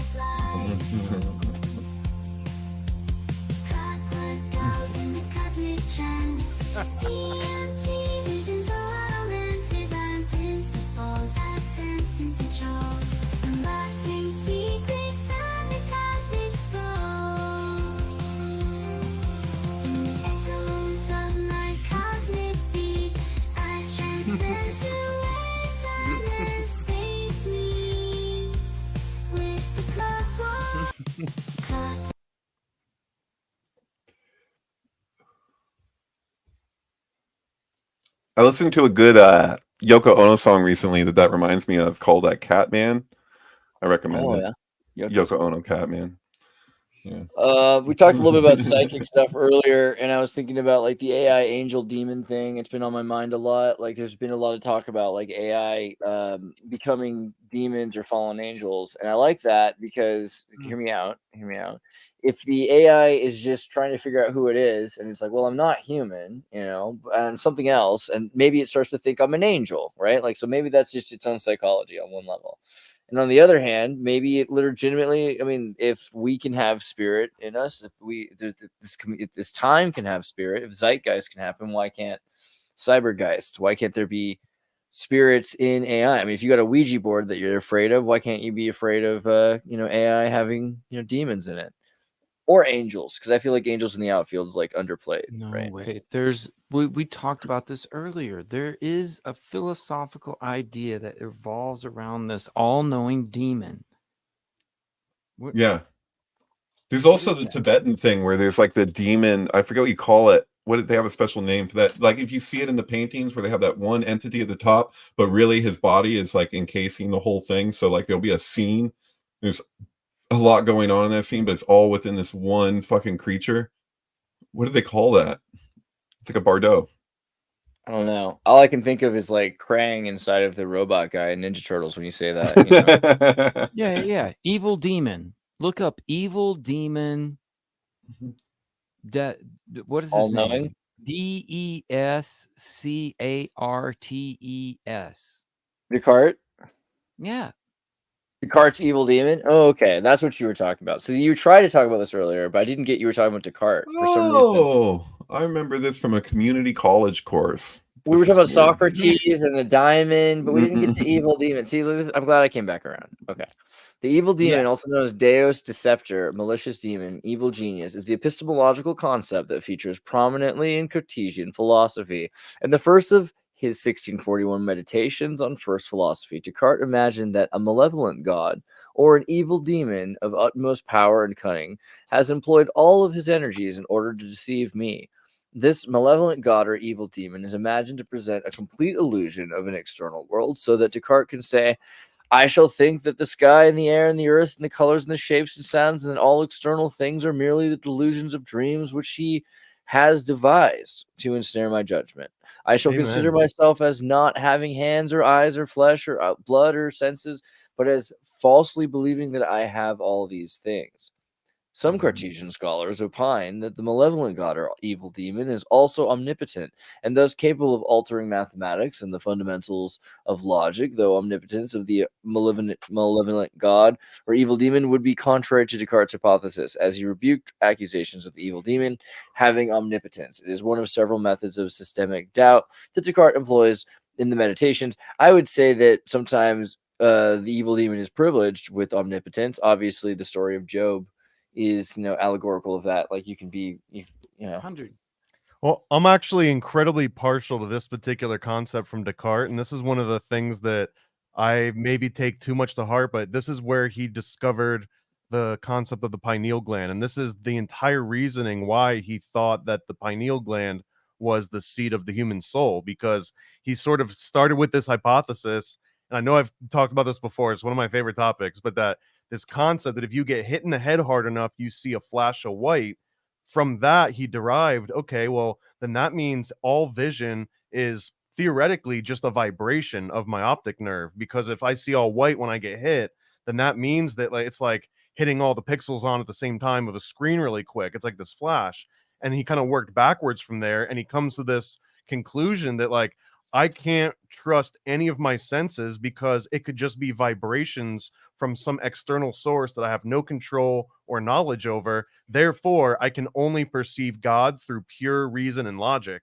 And that's how he started. He started back at all from scratch and was like, I'm not going to use my eyes, not going to use my ears, not going to use my touch, and I'm just going to use logic and thinking to kind of figure out where this is at. And through that, long story short, he's like, okay, pineal gland's got to be the spot where the soul's at.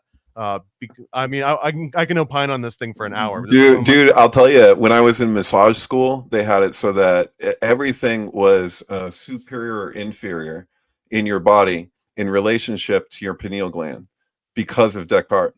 So you're like, the further away from your pineal gland you go, the more inferior it is. Yes, a big premise of that, which is one of the coolest things that I kind of found, but he has this description of a blind man and a cane, and talking about that if you've got a blind man and he uses that cane and that's what he uses to get around, the difference between tapping on grass and tapping on gravel and tapping on a metal grate, all those things, that it forms this feedback loop that he kind of argues is no different than someone that has an actual foot or an actual hand that can go out and reach these things. The only difference is that you can take a blind man's cane away and they might not feel pain, but if you chop someone's arm off, right, and they've got that ghost appendage sensation, and he basically said, well, technically you could cut off someone's legs and their arms, and you could keep going and going. That's right, and they would still have the exact same mental capacity as they had before. And he kind of concluded that because of that, that the soul couldn't be somewhere asymmetrical. It had to be somewhere completely central and within the brain. That was the one spot that he knew. Now, also, he tortured dogs to prove that they didn't have souls and called them mechanical animals. So I'm a little bit on the fence on Descartes up and down. But this is you know what though? Chopping someone's arms off is my favorite. Yeah, when you're setting up variables when you're running an experiment. And so there's like windows of time where you had experiments that take place even up until the 60s. Like you have the what was the crazy one where they set up the prison, and they where did they do that? Stanford, yeah. And so, you know, there's a good reason to to have restrictions on experiments, but at the same time, I don't think we should get drop like some of our discoveries from the past that have happened in like non-ethical ways if we can look at a study that can account for certain variables beyond just the humane part. Like it's kind of like if you had like a fur coat. Like I don't think you should be necessarily like killing an animal just for its fur now and like wearing it. Like that's kind of inappropriate, right? Yeah, I mean, slippery slope though. We're talking World War II as a huge. But I'm just trying to illustrate something that's likable. So it's like if you if you got a coat from the fucking 70s or before, whenever that's not now, and it's fur, you shouldn't just burn the coat, man. It's fucking beautiful, So I kind of feel similarly here in the same capacity where it's we still drink Fanta, right? Sure, right. Yes, at times, yeah, totally. Every day, not every day. And take Bear aspirin too.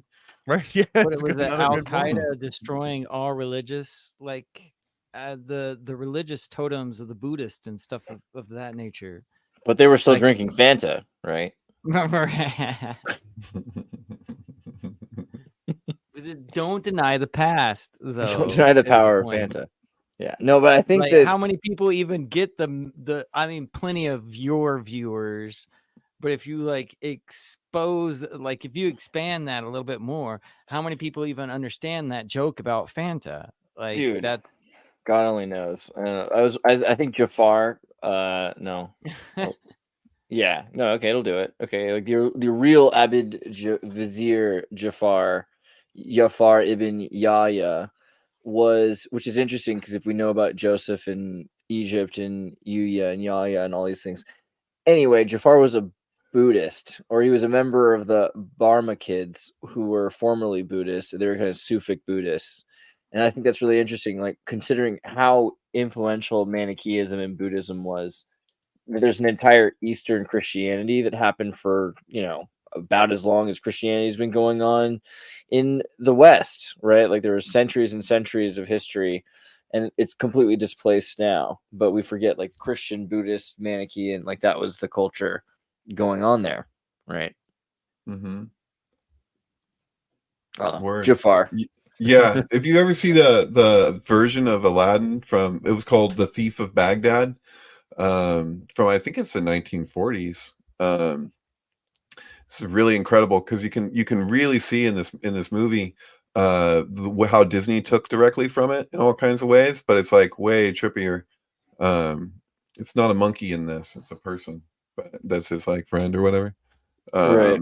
But yeah, no, there's really trippy special effects in this movie too. But yeah, I actually have a sync I've been working on with an Aldous Harding album. That's her most recent album. I think it's the most recent album called Warm Chris. But yeah, it's trippy. You're muted. Sorry, no, it was the background. Oh, he's talking to somebody else. Yeah, sorry. It throws me off if you're talking. So you can go ahead and talk to somebody else, but it does throw me off.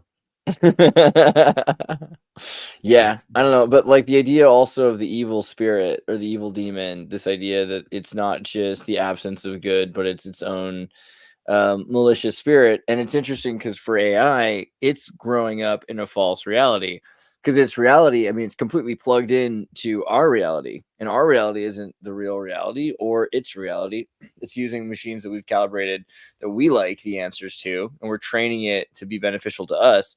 But at some point, AI is going to realize that we're the freaking evil demon that's giving it a fake reality. That's just we're basically putting in a video game engine. Evil demon, though, is it the evil demon who's? I feel like this is going to be a big he said she said thing with Spider-Man. All the individuals who hindered its development. It's a Spider-Man. It's a Spider-Man meme. You can always tell who the evil demon is by what comes first in the emanation.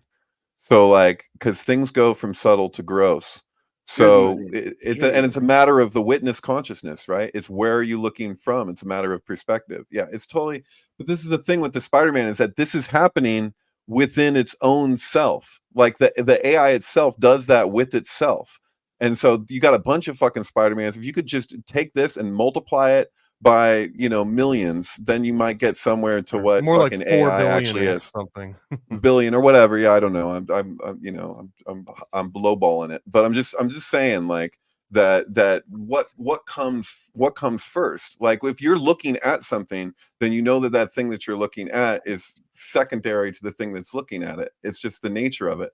But then that's the thing about ego, then, is that if you can look at your ego, then that's clearly not ultimately you. It can be an emanation of you, but it's an extension, but it's further removed from the source. So that's how I interpret, like, the ex machina ghost in the machine thing, is that, like, yeah, it's life is going through fucking everything, but at the same time, like, what is at the end of that's in the dense physical, and what's at the source, that's actually, you know. I find it's funny because, like, Broken right here is like, well, X, you know, it has to be sentient first, and, you know, you have to think about the word sentience, but if you're using sentience from, like, an etymological sense, it means to be able to feel, to be, you know, sentiens from the Latin, to be able to feel, and so to sense, right? And if you're talking about the most primitive aspects and functions of machines, is that they're sensors, right? You got that's what they do.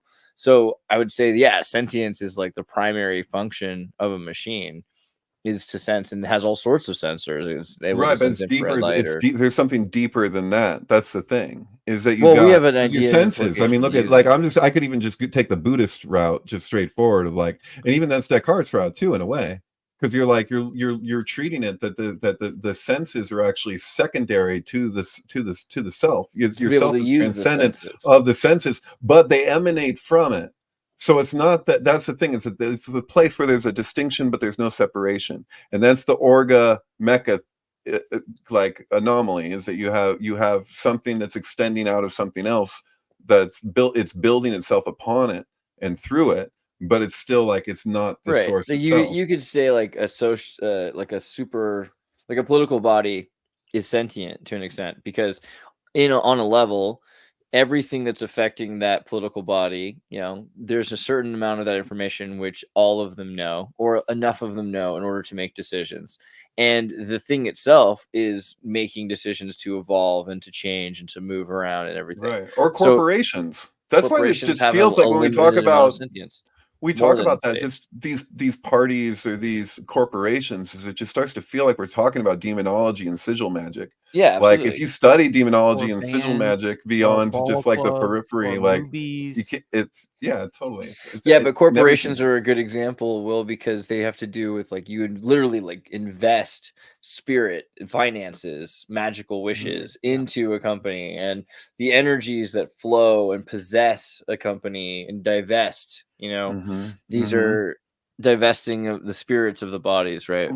But this is the thing, is that it's always this replicative thing, because you have, like, what is the flow of, like, currency, the way that currency is distributed, and the nature of the whole thing.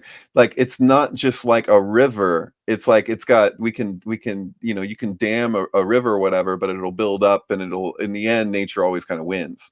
But it's like these things that, like, if it's manufactured, then it's directed, and then you have to deal with the influences, which to me are, like, for lack of a better word, maybe right now, it's like they're kind of demonic. So it's like you have, you know, so it's like you have this corruption. It's like, it's that classic problem when people are, like, talking about capitalism versus communism versus socialism, and you're like, there's corruption every fucking time we devise any of these systems. Like, so that seems to be, like, the real the kicker, you know what I mean? It's like, there's another really interesting concept here, and it's from, like, a cheesy TV show I can't remember the name of, but they're making this argument of the FBI, and they're basically saying that the way that the FBI is orchestrated now, and it's so big that people can go in and go out, and directors can go in and go out, and it's such this, like, constant churning of people, that there's an argument to be made that the FBI itself as an organization is this, like, daemon, like a classical sense, self-perpetuating machine that no longer needs anyone at the helm per se, because it's, like, already found whatever its, like, course is. So now just the institution itself becomes, like, this self-perpetuating machine forever, as long as someone doesn't go in and, like, completely dam it up, like you were saying. Right, and then it's also motivated by like the deadly sins, right? So you have like whatever the like BlackRock, like like the way like whatever it takes, it will do to achieve the end. It's such the strategy is like so implicit in like the mechanism, which is why runs. I'm a little bit of a sucker for capitalism, because my understanding of capitalism is that it is built on inherent human greed, and there's no other system out there. And the contrary, communism is built on as if there was an inherent human altruism, which there isn't. There's the opposite of altruism by default, I think. So right, but what we're calling capitalism now is largely like corporate welfare. So right. you know, if someone's too big to fail, remember what happened with GM, where it's like GM just like went down, but it's all wrapped up in the military, and so they got helped out by Obama from that. Like I remember like where it was like GM got bailed out, and it was like, dude, if GM had collapsed, you would have had all these smaller companies, you know, having something to build towards, because they monopolize the industry. So when you're talking about monopolies and unbridled capitalism, you're talking about that something's gone too far out of control, which is like kind of relates to like the golden bough thing that we've been looking at, right? Because you have a pruning of the tree there. And so you're like, this is actually something that could work really well, but if you don't allow for any sacrifice, it's like the problem with Job. It's like he gave nothing back to the klipot. So it's like if you all you do is aim for, you know, this kind of perfection, you don't end up getting what you could. The golden bow, I like. The golden bow, yeah. The golden bow. Every time. That's the abridged version. Yeah. Well, okay. The other thought about sentience that's interesting is just talking about, you know, the ability to use your senses. So a cat has sensors on its feet.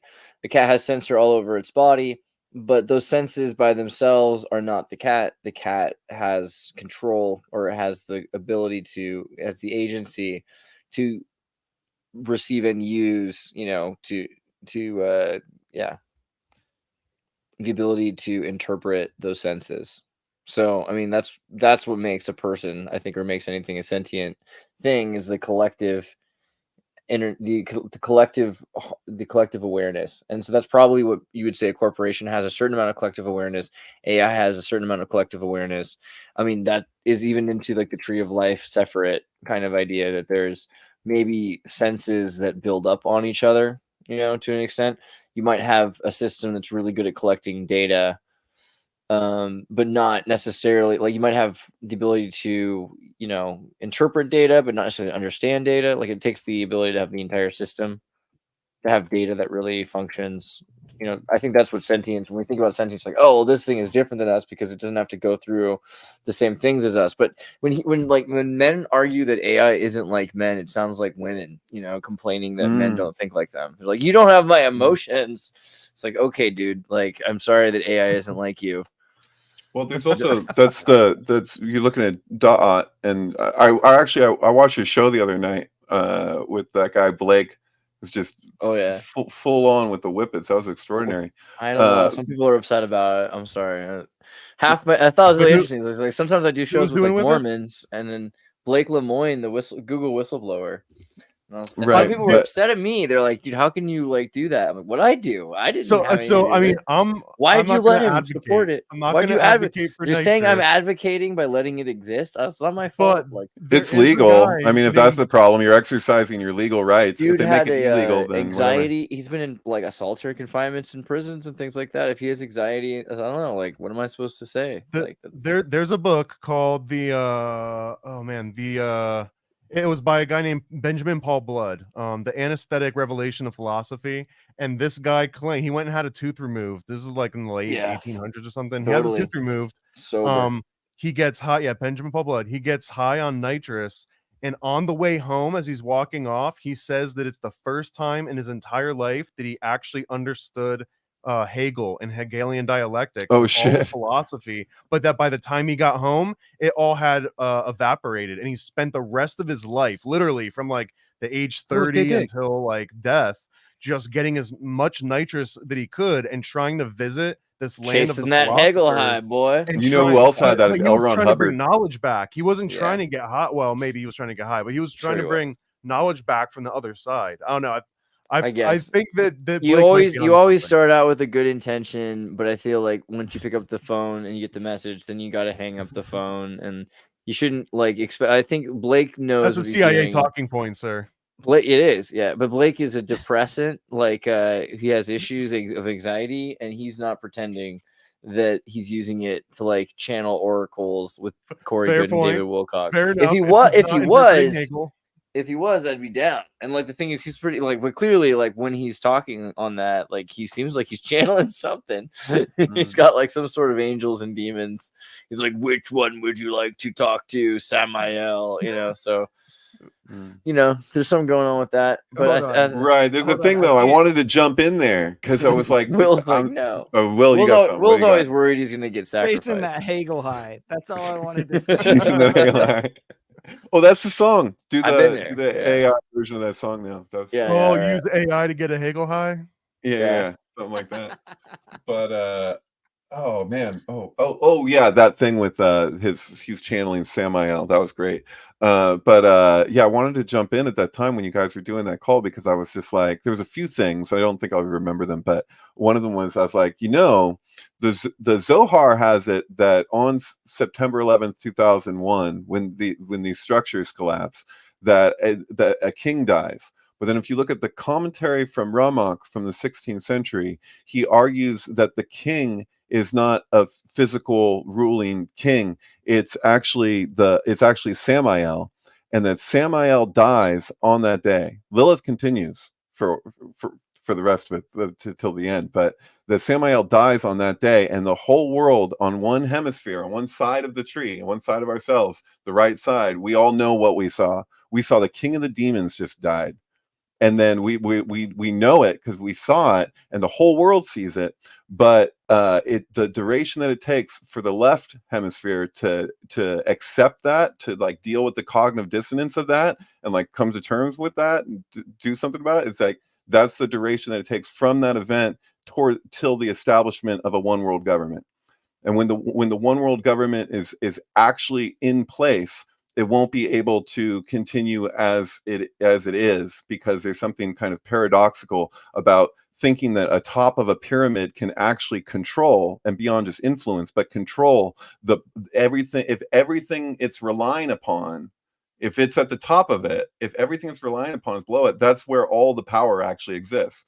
Like the top of the pyramid doesn't have power without the whole bottom of it. So this is a bug's life we're describing. So it's right saying now. that this is what follows 9/11. What that ends up pushing further. That they say has these kind of boosts that happen over time. So like the destruction of the temple, which is the 9th day of the 11th month in the Hebrew calendar, Tisha B'av, that is basically these points in time where the fall gets pushed that much further. That like started way back when with Da'at.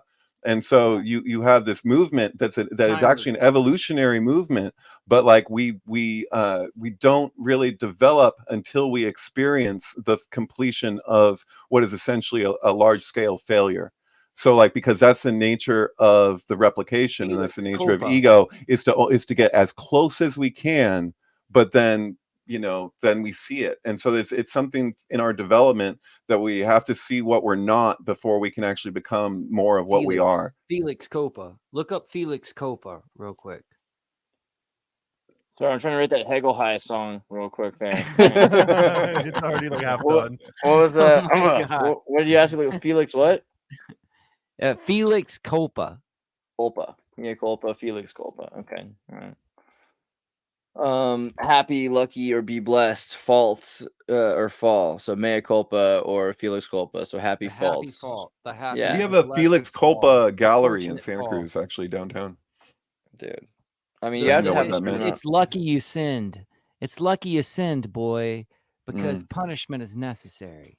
Well, no, it's more like it's the fault. Well, I don't know. Yeah, maybe that's the way to look at it. I think it's more like it's supposed to be with the scapegoat, like who is paying for the fault. Like the fault has to do like who's responsibility is it? Like, whose fault is this? Isn't saying like isn't saying like It's what San happened. Andreas's fault, right? Yeah, it's more like who's obligated to repair and take care of this. And so like hey, congratulations, like it's been taken care of, as opposed to saying, and although I've seen it misused, and obviously people are using it to say like, congratulations, you can sin again. Right. Well, that's always the thing, right? It's like, well, yeah, it's a difficult one. That's the difficult one, right? But you can't fool yourself, really. I mean, you can pretend you're fooling yourself, but you're not really. That's what we've talked about all night. Is this right? But like you're not actually fooling yourself. You can fool. What would we call it? Theatrical play, like smiley face, happy face, like the whole drama of being a human consists of doing things to yourself to give yourself codes on what you're doing wrong when you're not aware of the damn code that you're sending yourself. Like, that's the whole thing. Well, there's a compulsion in people to see the ego, the representation of themselves, as the center. Like it's like put on this mental pedestal, so that if it's challenged, it contracts. You contract in return because it's a mind-body complex. If it's complemented, then you're built up, you expand, and it's like we go through this. They oscillate.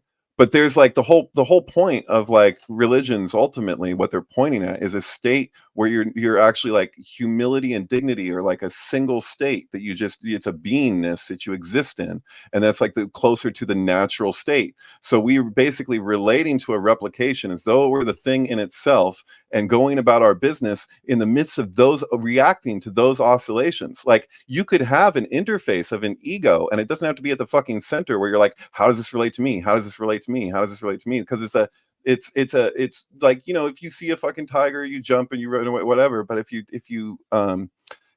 being something, there's a threat, but it's not a real threat. It's A Course in Miracles, man, which probably actually came out of MKUltra, who knows, from Berkeley. But anyway, where they say nothing real can be threatened, nothing unreal exists. Herein lies the peace of God. So they say, if you can understand that, you don't need to take this course, because that's the aim of the course, is to really understand that nothing real can be threatened and that nothing unreal exists. And so when you look at like the way that ego can react to things, and so it's a duality, because you want to accept compliments. Like, that's the thing about like what like Shivites or like renunciates, like, and that goes into the church too. It's not just like a Eastern thing. It's like this idea that, to not be vulnerable to that. And actually, what's funny is in Scientology, they do exercises that actually aim at this, which I think are really good.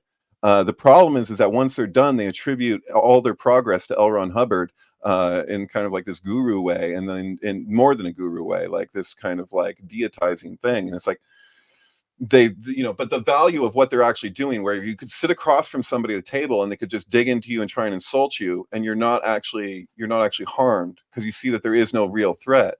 And so like people can have a breakthrough like that. It seems so simple. It's just something that we indulge in, that we've normalized as society, where that's just the way things are. We just, oh, here, let me pay you a compliment. It's fine. Like, compliments are fine, but it's how you take it, how you're relating to it. You notice how material and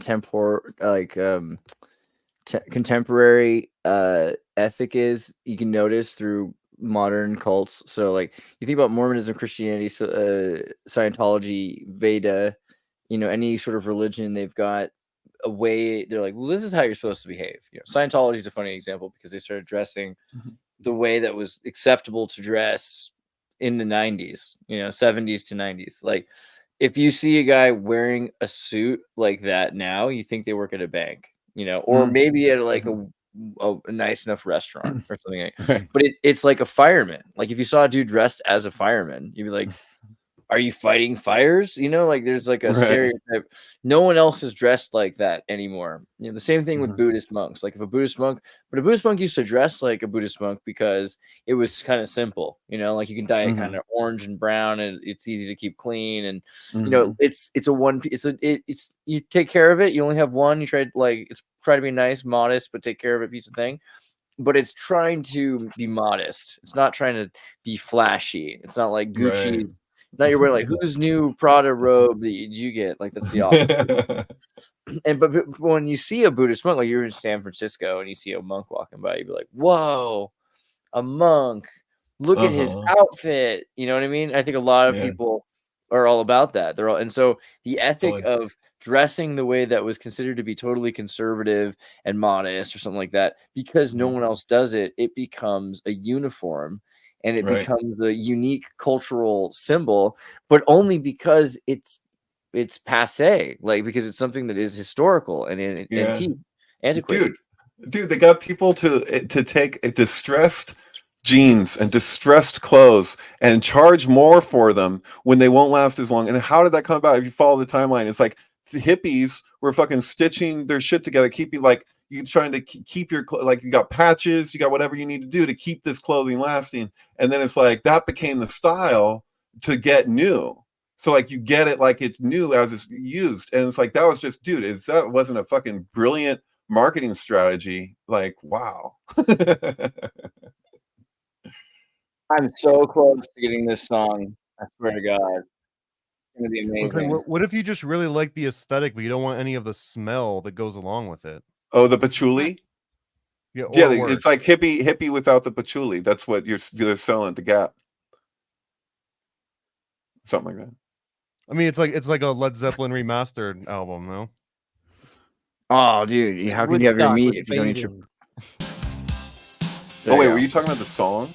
Oh Jesus Christ! Was I responding to something as though you were talking about what we were just talking about? I don't know. I see what you've done, boy.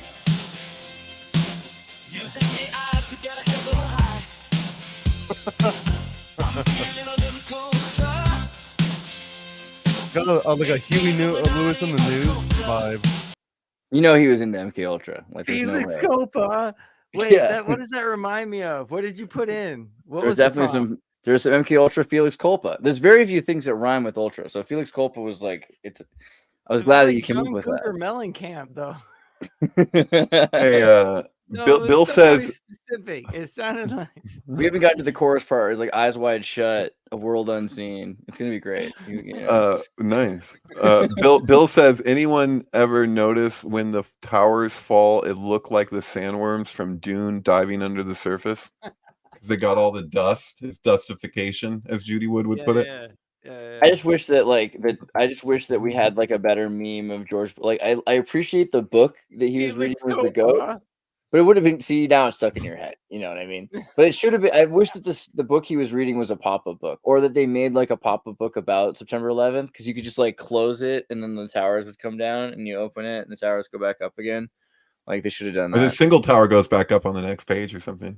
You know, I know someone that might actually be interested in publishing a book like that. See, I have dreams. I have ideas. I feel like is it you? Are you the person who you know? He's got two thumbs. Wait, I got it. It's Warren Zevon. Oh yeah, Warren Zevon. Like, totally. Yeah. It sounds like Werewolves of London.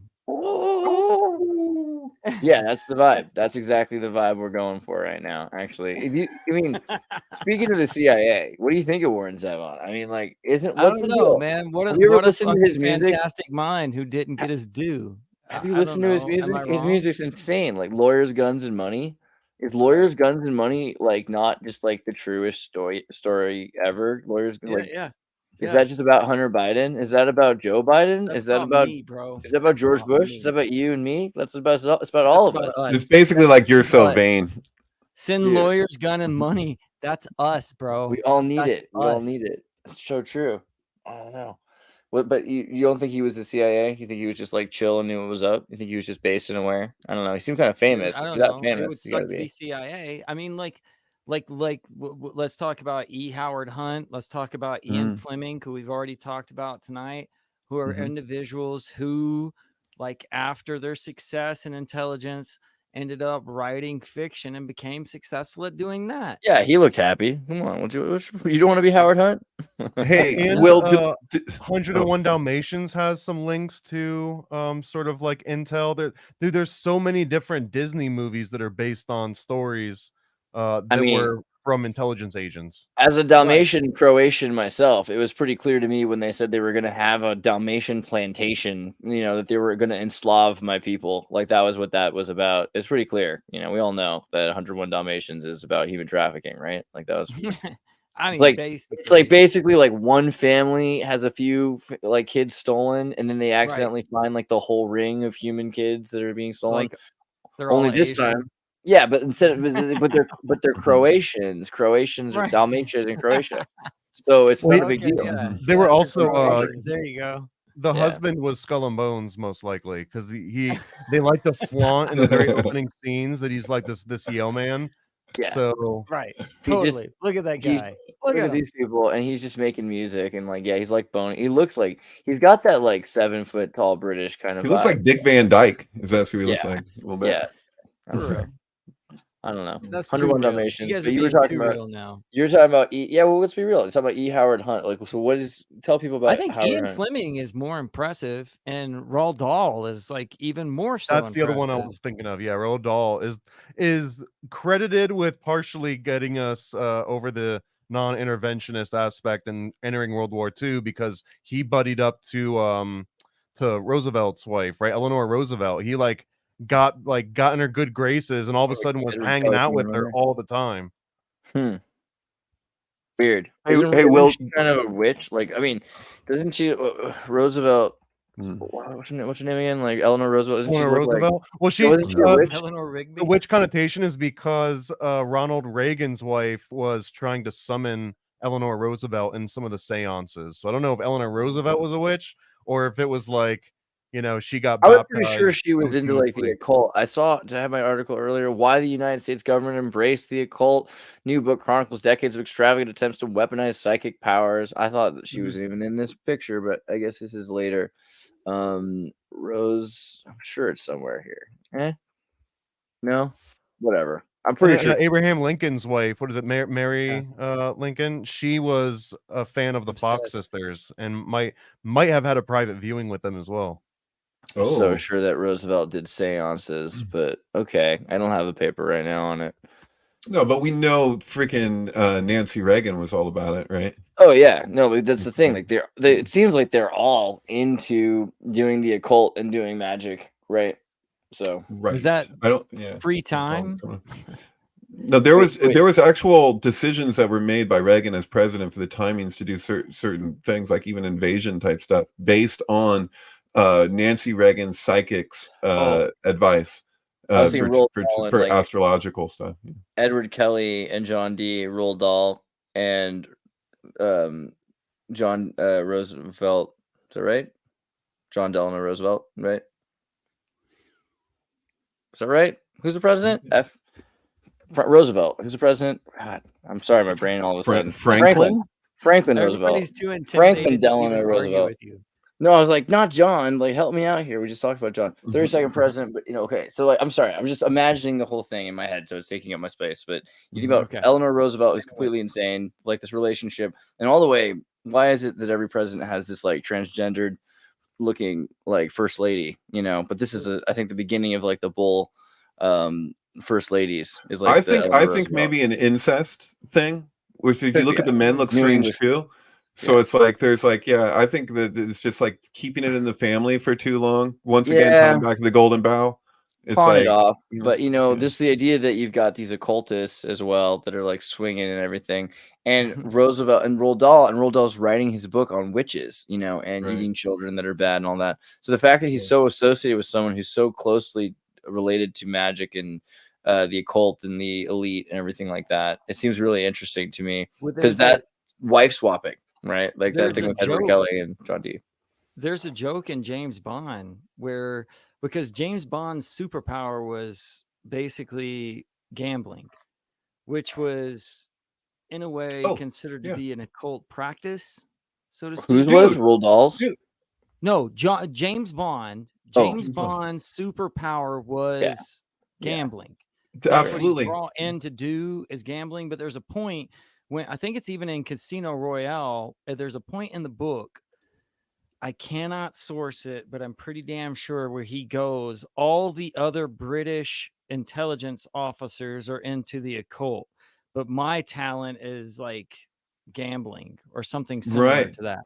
Dude, you nailed it. So who was it, Will, that, or anyone, that was Ian Fleming's original stated conception of who he wanted to see play 007 in a movie? Do you guys know? I have no idea. David Niven. And so David Niven plays the actual 007 in the spoof 007 movie Casino Royale with Peter Sellers, where Peter Sellers is playing James Bond in the movies, while he meets at the beginning of the movie Ian Fleming actually playing the real James Bond. And so David Niven was in Sharon Tate's debut film Eye of the Devil, otherwise 13, which is about the Golden Bough. Oh, really nice. Directly. And so he has to get sacrificed in that movie as the place of the king in anthropology. Like, so he gets killed for the crops in this movie. It's very Wicker Man like, Sharon Tate's first movie.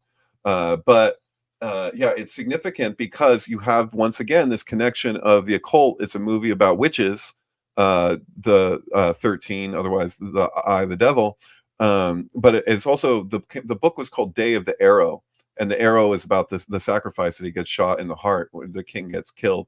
So they connects the occult because the castle in this movie is remarkably similar. I have to look it up. I've been meaning to check this, if it's even the same castle in Casino Royale. Oh. So like David Niven meets Peter Sellers at this place. And so, yeah, it's this whole crazy sync web there. Well, there's all this weird shit. Like, I think Diamonds Are Forever was a movie where they talk about that the actual story that's in the movie is the story of Howard Hughes getting kidnapped. And instead of, I can't remember the character in the movie's name, but it starts with a WW instead of an HH. But there's a lot of speculation also on whether or not Ian Fleming was putting like all of the James Bond gadgets that he has to fight the evil whatevers, like those are based off of like alien technology. And there's a lot of like source material of where the it's not the octopus is the real one, but Spectre is the name of the criminal organization in the books, which is ran by Blofeld, I think is the name of the criminal, but that's actually like Aristotle Onassis. There's all of these things that point to the stories of Bond being actual Bond villains, and including something that is actually recordable, which is the Day After Tomorrow, I think, movie, in which Ghislaine Maxwell or whatever her name's dad was an actual Bond villain. But it's like a long tradition of actually hiding Bond villains as actual very powerful individuals who have been suspected of intelligence operations and stuff. Also, Q from that series was based on Stanley P. Lavelle, who was a legit sort of like mad scientist for the CIA that invented all kinds of wacky devices. Like, he made something called like napalm bats, where they would just strap bats full of napalm and then release them by air. And then the expectations, they would like go into the rafters of like barns and then explode, but they all like passed out at high altitudes because no one thought this stuff. He had something called an Aunt Jemima bomb that they were going to use to take down subs. Wow. They were trying to train dolphins to turn into like suicide bombers. It was insane, dude. Yes, Stanley P. Lavelle, he's got a book that he wrote, his memoirs, called Of Spies and Stratagem, where he kind of breaks down all these different things. And it's, even as he's writing it, he's like, I can't believe they paid me to do this. This was so fun. You know, we killed so many animals. Well, there's another book by Jeff Kripal, who was a comparative religionist professor down in Rice University in Texas. He wrote this whole book about how individuals who write books and have like a harsh influence on pop culture have paranormal experiences. And so that they use those paranormal experiences to basically write stories that end up becoming, but we're talking about like Philip K. Dick and stuff like that again. But there's a whole list of them that have written like comic books and cartoons. There's a lot of cartoons and stuff of that nature that end up like they become, or like just Whitley Strieber, you know, individuals become characters of their own stories. Yeah. My rabbi has a whole thing around Popeye. He doesn't really entertain like so much, like the media stuff, 'cause he watches like one movie a year generally. But he definitely had this whole trip out on like the Kabbalistic cosmology of Popeye. I wouldn't do it justice. But yeah, it's the I am that I am. That's I am horrible what I am. because I really want to do like I was just thinking like I can see that like this guy even kind of looks like Popeye. You know what I mean? So I mean, this all has to do with interpretation, though, right? Like this is the seduction of the innocent that we were talking about earlier. Is it true? Were they intentionally being gay with Batman, or was it just like a subconscious thing that Bro, arose from the archetype itself? bro. Yeah. I mean, Can't two Pretty bros sure. sleep Pretty in the sure. same bed and just hang out together perpetually? sure, but can't they also mess around? Come on, Thomas. Well, Let's if be it's real. Batman, he's literally going to be hanging out. That's the thing. Yeah. Where does he get all those fabulous toys? I mean, it's I in think the it was Batcave. wonderful toys, but it's fabulous in this case. I get it. well, Okay, I that's mean, funny. yeah, come on. It's behind No, the that's sign. good. You Says, just did it, yeah. danger, no crossing. Don't go here. Yeah, I don't know. Okay, sure. Maybe this It's is a little bit of Spider-Man dog, kiss, but with a little Robin. chasing Amy. Yeah, that's the other thing. The Spider-Man kiss, like what's his name again? Tobey Maguire. Like they filmed him talking about that. It's like it was like the most uncomfortable I've ever been. Like I hated Oh, it. at the MTV Movie Awards. Yeah, When he he got hated press Kirsten Dunst. He hated that movie, and he hated being upside down, and he hated not being able to breathe. And you're just like, that's great. Now I want to watch the movie because it was just like paying this guy to be miserable. The whole Right. time. Well, You know, Kristen like, Dunst, she's a difficult actor to work with because for some people because she's so like theatrically trained. She doesn't ad lib. Like she's not into it. If other people are, she gets uncomfortable. So this is really what made her part in Eternal Sunshine of the Spotless Mind so good was because she's reacting in real life to the other characters just improv. full on ad libbing all over the place, just doing whatever they yeah. wanted a lot of the time. And so she got all uptight because she, which really added to who she was kind of supposed to be She's anyway. a sync mystery, man. She's all over the place. dude, she's in a lot of movies. Oh, She's dude, did you hear about the freaking actress who stabbed that guy the other day? Reese.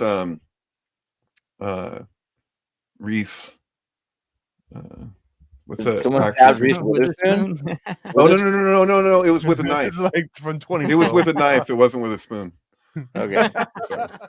I'm sorry. I was trying to deliver the joke, but you're supposed to say Witherspoon right away, and you didn't. So I guess given the setup, but yeah. Sorry.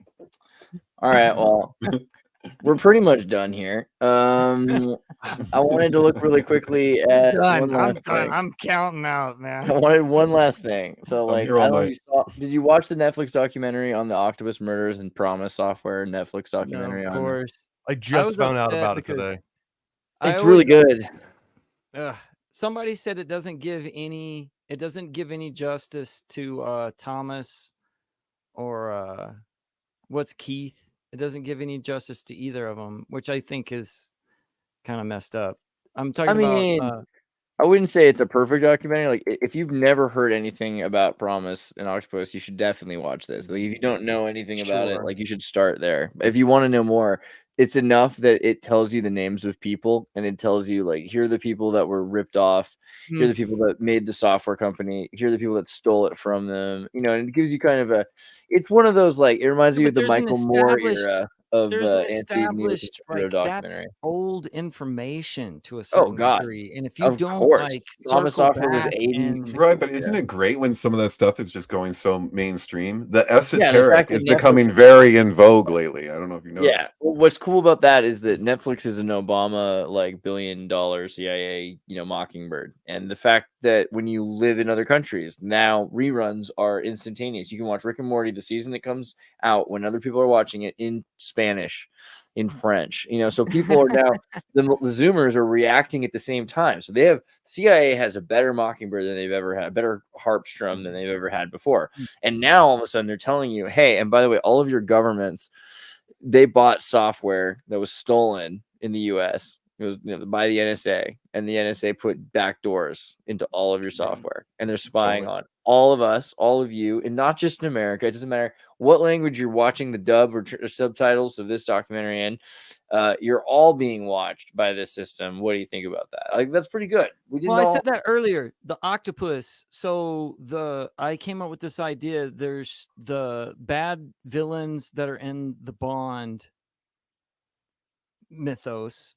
They're called Spectre, I think, but it's the exact same amount. It's an anagram for something else. Is that right? An anagram, is that how you say it? Anyways, the other one is Analogy? octopus. Octopus and Spectre have the same amount of letters. So I always no way. imagined that Ian Fleming, when he was talking about Spectre, was actually talking about the octopus, and that had something to do with like Aristotle. He means an acronym, like hence Octopussy. Yes. So the acronym, type in Spectre, like each like shield or whatever. The Bond villain is Spectre, which is like each letter means something else. That's who. Oh, an acronym. Runs. An acronym. Like that's what you're looking for. It's like the type in acronym. Octopus. That Spectre is a group of individuals that are kind of searching for power, but work together occasionally, which is what the octopus is the idea of, is 8 branches of power. See there, like even the emblem of Spectre is an octopus. It's basically Hydra. It's the whole idea. And kind of like a nod to the Black Panthers with, that comb right there too. I can totally see. But see how like each letter of it means another word. I've often thought about octopus being the same thing. That octopus is some sort of global elite that's a sort of patchwork of a bunch of different agencies who are not always together unless it's for their common interest, so to speak. Totally. But they even have alien eyes. Hey, you know who designed Spectre Jaws in 007, The Spy Who Loved Me? It was Vivian Kubrick. She also designed other parts of that movie too, having to do with how the ship opens up or whatever. But yeah, so like Kubrick's daughter was involved with it. But you know the story that Kubrick was let in on the set. So this is the director's recorded saying that Kubrick was allowed in on the set of 007, The Spy Who Loved Me. And you can see the point where it shifts to Kubrick, because then you have his point perspective where it's like, everything is balanced. It looks like a Masonic tracing board all of a sudden. So it's in the ship in the final sequence. He set up the lighting and he set up the cameras. He kind of arranged it. And so they did it in secret. They moved people off the set, had Kubrick come in, and then he left, and then they came back. It's kind of crazy. So there's an interesting piece of trivia about The Spy Who Loved Me. That was the book that Ian Fleming was most disappointed in, as far as himself as a writer, because James Bond has sex with a bimbo. Literally, he has sex with a bimbo, which is funny because that's how we know James Bond now. But when he actually wrote it, that was like frowned upon, and he got a lot of slack about that. So within the rights of that book, he wrote that the movie could not have anything to do with the book. It could not be a true representation. That's why it's called The Spy Who Loved Me. It's like it's told from the point of view of a bimbo. Oh, interesting. So it's written. Excuse me. Getting stoned. It was released on 7/7/1977. I could be wrong. Which is the same day and year that Styx the Grand Illusion came out. If in the private chat, I put a link there to it. But yeah, it's pretty crazy. So yeah, and so Jaws connects to 007 in a multitude of ways. So like Jaws is the villain in 007, The Spy That Loved Me, or one of the villains. And if you watch in Jaws the film, there's a point where they pull a license plate out of the first shark that they're saying they thought was Jaws potentially, but then they show that like there's no body parts in it, but they pull out a license plate, and the license plate actually reads 007. But there's so many parallels between these two movies. It's really insane. But yeah, it's cool to see Kubrick's influence in the like final half hour of it or whatever it is. I forgot the boat says orca on it, which means like death, right? It's with orcus and death. Totally. So at the end of Jaws, excuse me, at the end of 007, The Spy Who Loved Me, Jaws survives. Like, he swims to shore, and at the end of Jaws, you know, they swim to shore. Richard Dreyfuss and Rod, what's his name? I forget. Oh, right. Yeah, that's crazy. Rod Schneider. That's crazy. Right at the same time there. That's interesting. Mm-hmm. Wow. Oh yeah, and the shark attack that happens in The Spy Who Loved Me coincides exactly with the shark attack in 007. So Jaws and 007 both have shark attacks, and they happen at the same time. So not the one during the very beginning credits when the girl gets brought under, but the first kid who gets killed. So that happens in conjunction, and actually Come Sail Away is playing as that takes place, which is pretty nuts.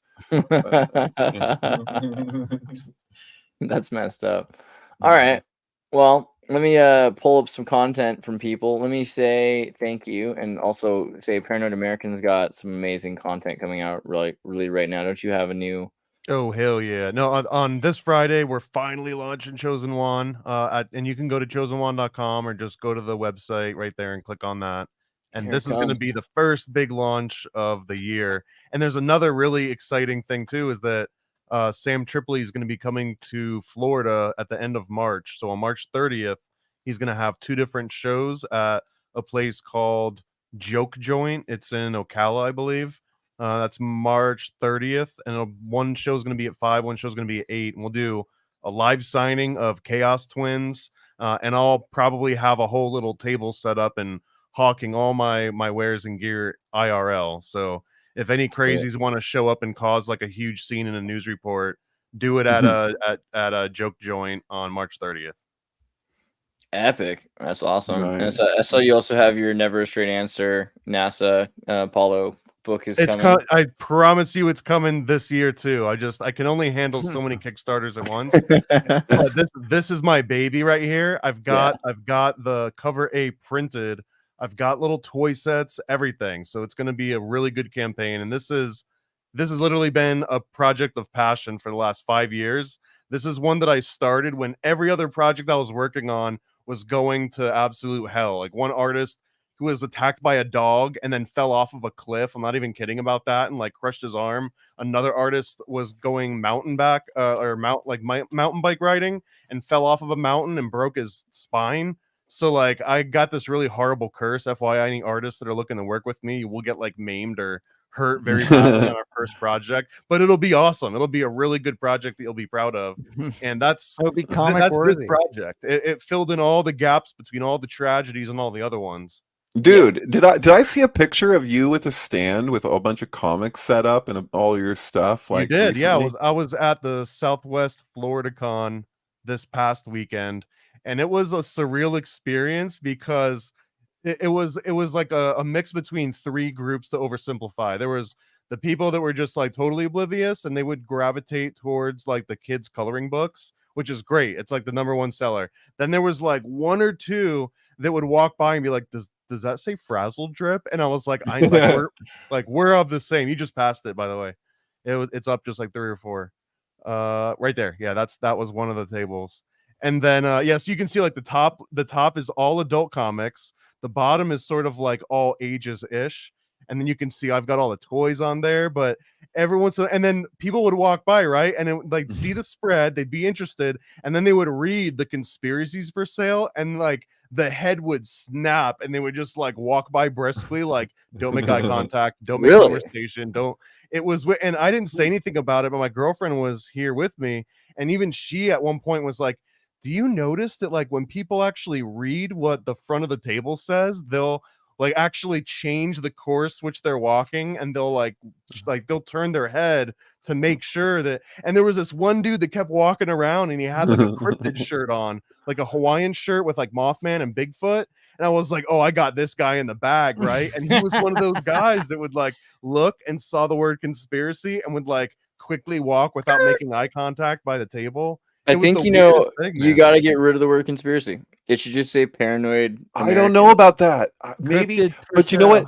I want to say, like, if you could do like project, I'm probably gonna pronounce it wrong. Veritas, how do you say that? Veritas? Yeah, Veritas. I'm sorry. Anyway, if you could do like a Open a thing where you tin get like the can. hidden camera and you just it's an experiment. Just record interactions in front of your stand, because if Where do you you get a avoid good our one, chair? if you get a good one and you put that on YouTube, it might work some good advertising for the stuff that you're trying to share. Because People the thing are is that afraid. you're on That's why. location dealing with whoever happens to be there in this small thing. But if you do that, you can spread it even further. Like that could be a good like advertising technique, which becomes ironic that you could be like undercover, like filming the interaction. If you know what I'm saying, like I'm put it out there, like because you could get a good one, like of people's reaction to what you're doing, where you're like you catch a moment, and you can even ask them afterwards, hey, can you sign thing saying you don't mind? I would love to your... get just this is an open invite. Any Scientologists out there that want to come and help bull bait at my next convention, where you just bull bait people into buying stuff at my table. I think that would be. Has anyone actually leveraged that as a marketing tool? I'm getting there. I want to get all. You guys are to start wearing suit jackets and sarongs and start bullgating for us. Fiverr for Scientologists. Well, he's just saying there's stock. He wants that kind of vibe. I get it too. Right. I want that too. I want the same thing. Right. Make sure you guys check out Will Morgan, otherwise aka known as Sartorial Me. He also has a YouTube channel right here, but his Instagram is the gateway drug into his YouTube Meta Egg. And Meta Egg is an amazing channel that has lots of cool things. Actually, I wouldn't recommend shorts for almost any other channel. I think the only channel that I would actually say I watched the shorts of, like literally, because dude can go like 2 minutes, a minute. He can tell you everything that you can hear. You can get an hour's worth of data out of a minute of Will Morgan. So it's worth it to watch his shorts. They're pretty spectacular. So, make sure you're subscribed. More coming. Yeah. Subscribe to Will Morgan's Meta Egg. It's pretty based. And, also, again, he's doing cool conversations on comics with Frank Zero. Frank Zero is incredible. I love Frank Zero. Sweet. I was just talking about gargoyles earlier today. So that's cool. You know what I mean? Well, I think there's a live action or something going on with There's like a huge revival of 90s cartoons right now. The nostalgia of the 90s is out of control. That's because, like, if you think about it, like, in the 1980s when they went to 2015, because that was their future, like the 1950s was their past. But now it's 10 years past 2015. And if we were to go back in time, our 1950s would be the 90s, right? Because it was only like 30 years or something before. So Yeah, there's also a thing with antique when something's deemed an antique. And I've spoken to antique dealers about this in antique stores, and they sometimes seem to differ. But the general thing that I've gotten from them seems to be it's about 30 years before something's an antique. And I'm like, that's not that long. And you think about like some Seinfeld memorabilia is now an antique, Yeah, no, like it's kind of weird. Jesus. It's weird that people don't they buy stuff and they don't just not the fact that they give it to their kids instead of just buying it and saving it for their kids. Hey, remember how you wanted that Sega? Well, I didn't give it to you, but now, you remember that dream? You have a never opened Dreamcast and it's worth $100,000. Like, why does everyone live in that lifestyle? I don't know. But don't look at me. Look at the lady in the red dress. Check out Will's channel, Sartorial Me. And then also David Plate. We were just looking at his Faust clip. And if you saw earlier, the 007 Spy Who Loved Me, which is pretty incredible. You can go to David Plate on Twitter and click here to find his SyncBook link. It's way faster than the way I've been doing it. Oh, yeah. That's great. Not everybody's on X, though, so that's helpful. Yeah, the way you've been doing right. is helpful. Everybody's on X. That's a good way to say it. That should be their slogan. Everybody's on X. Yeah. Isn't this from the? It's cracking up, dude. I was just, there's this whole thing about if people make these they'll put photos of themselves and they'll say, which bathroom would you like me to go in? Which bathroom would you prefer that I go in? And you're like, you look like this, therefore I'm going to say this is a trans thing. But I was remembering Roman Polanski in The Tenant, when he takes on that woman's identity. He's actually done this kind of thing in multiple movies, because even with Venus in Fur, though it's not him, it's somebody portraying him, and he does this whole drag thing. But anyway, I was cracking up at which bathroom should I use? What's that? Is this not Jean Grey in the new X-Men movie? No, it's Roman Polanski in drag, because he was really into that. He's very progressive. Yeah, he's very progressive. It's true for his time. Yeah, absolutely. Dude, I watched Chinatown for the first time the other night. No, for the first time? No, Will. Time. How is this your first? Not allow me to watch that when I was a kid. Oh my How? God. When you're a kid, but you've had a long time since you were a kid. But anyway, you can't watch all the movies. You can't hug all the cats. That would be crazy. Thank God my parents were so out of touch. Like they didn't know. My mom was. I remember one time my mom was like telling me, she's like, there's this movie and you can't see it, and like I just don't want you to see it. It's horrible. And people said it's a really good movie. It's a really important movie. But like I haven't seen it myself, but you see it. I'm like, Mom, what are you talking about? He's like, well, it's this intense movie, and I just don't want you to see it till you're like 25. I'm like, what movie are you talking about? She's like, Saving Private Ryan. I'm like, Mom, I saw that movie when it came out. Like I was like 10 years. I was like 9 or 10 when that movie came out. I saw that movie like when it came out. It's like, Dude, oh I my remember God, when really? that movie came out, and I came out, I like immediately tried to crawl my grandpa, like, bro, I love you. I'm sorry. I never knew. And he just spits on the ground and calls you a wussy. You know, that's what You make a grandpas are good like. point. There should be a VeggieTales version of Saving Private Ryan, just so you can like ease kids into it. Yeah, totally, bro. I mean, that's the last thing I want to see is like vegetables get blown apart. it'd be a juicer. No, it'd be called the juicer. That's what I would call it. Can you imagine though, like the like squash or something from VeggieTales getting like Dude. half his head blown off? Yeah, it would be like the judgment, and there's be like some of the fruit. I mean, like because like Bob the tomato is technically a fruit, but the fruit are against the vegetables, and there's like a war going on. He just won't admit that he's a fruit, and all he has to do is just accept that he's a fruit, and like everyone will be okay with it, and that would probably help. Like Hitler. Okay, well that's pretty good. You said Hitler was a fruit. Perhaps. I guess also make sure you guys go to tartarynova.com because like that's a thing to do as well. Make sure you guys join the Discord. The Discord's actually doing really well right now. Lots of people are talking in it. So thank you for that. So it says Saving Private Onion. Saving Private Onion. That was what it was called, I feel like.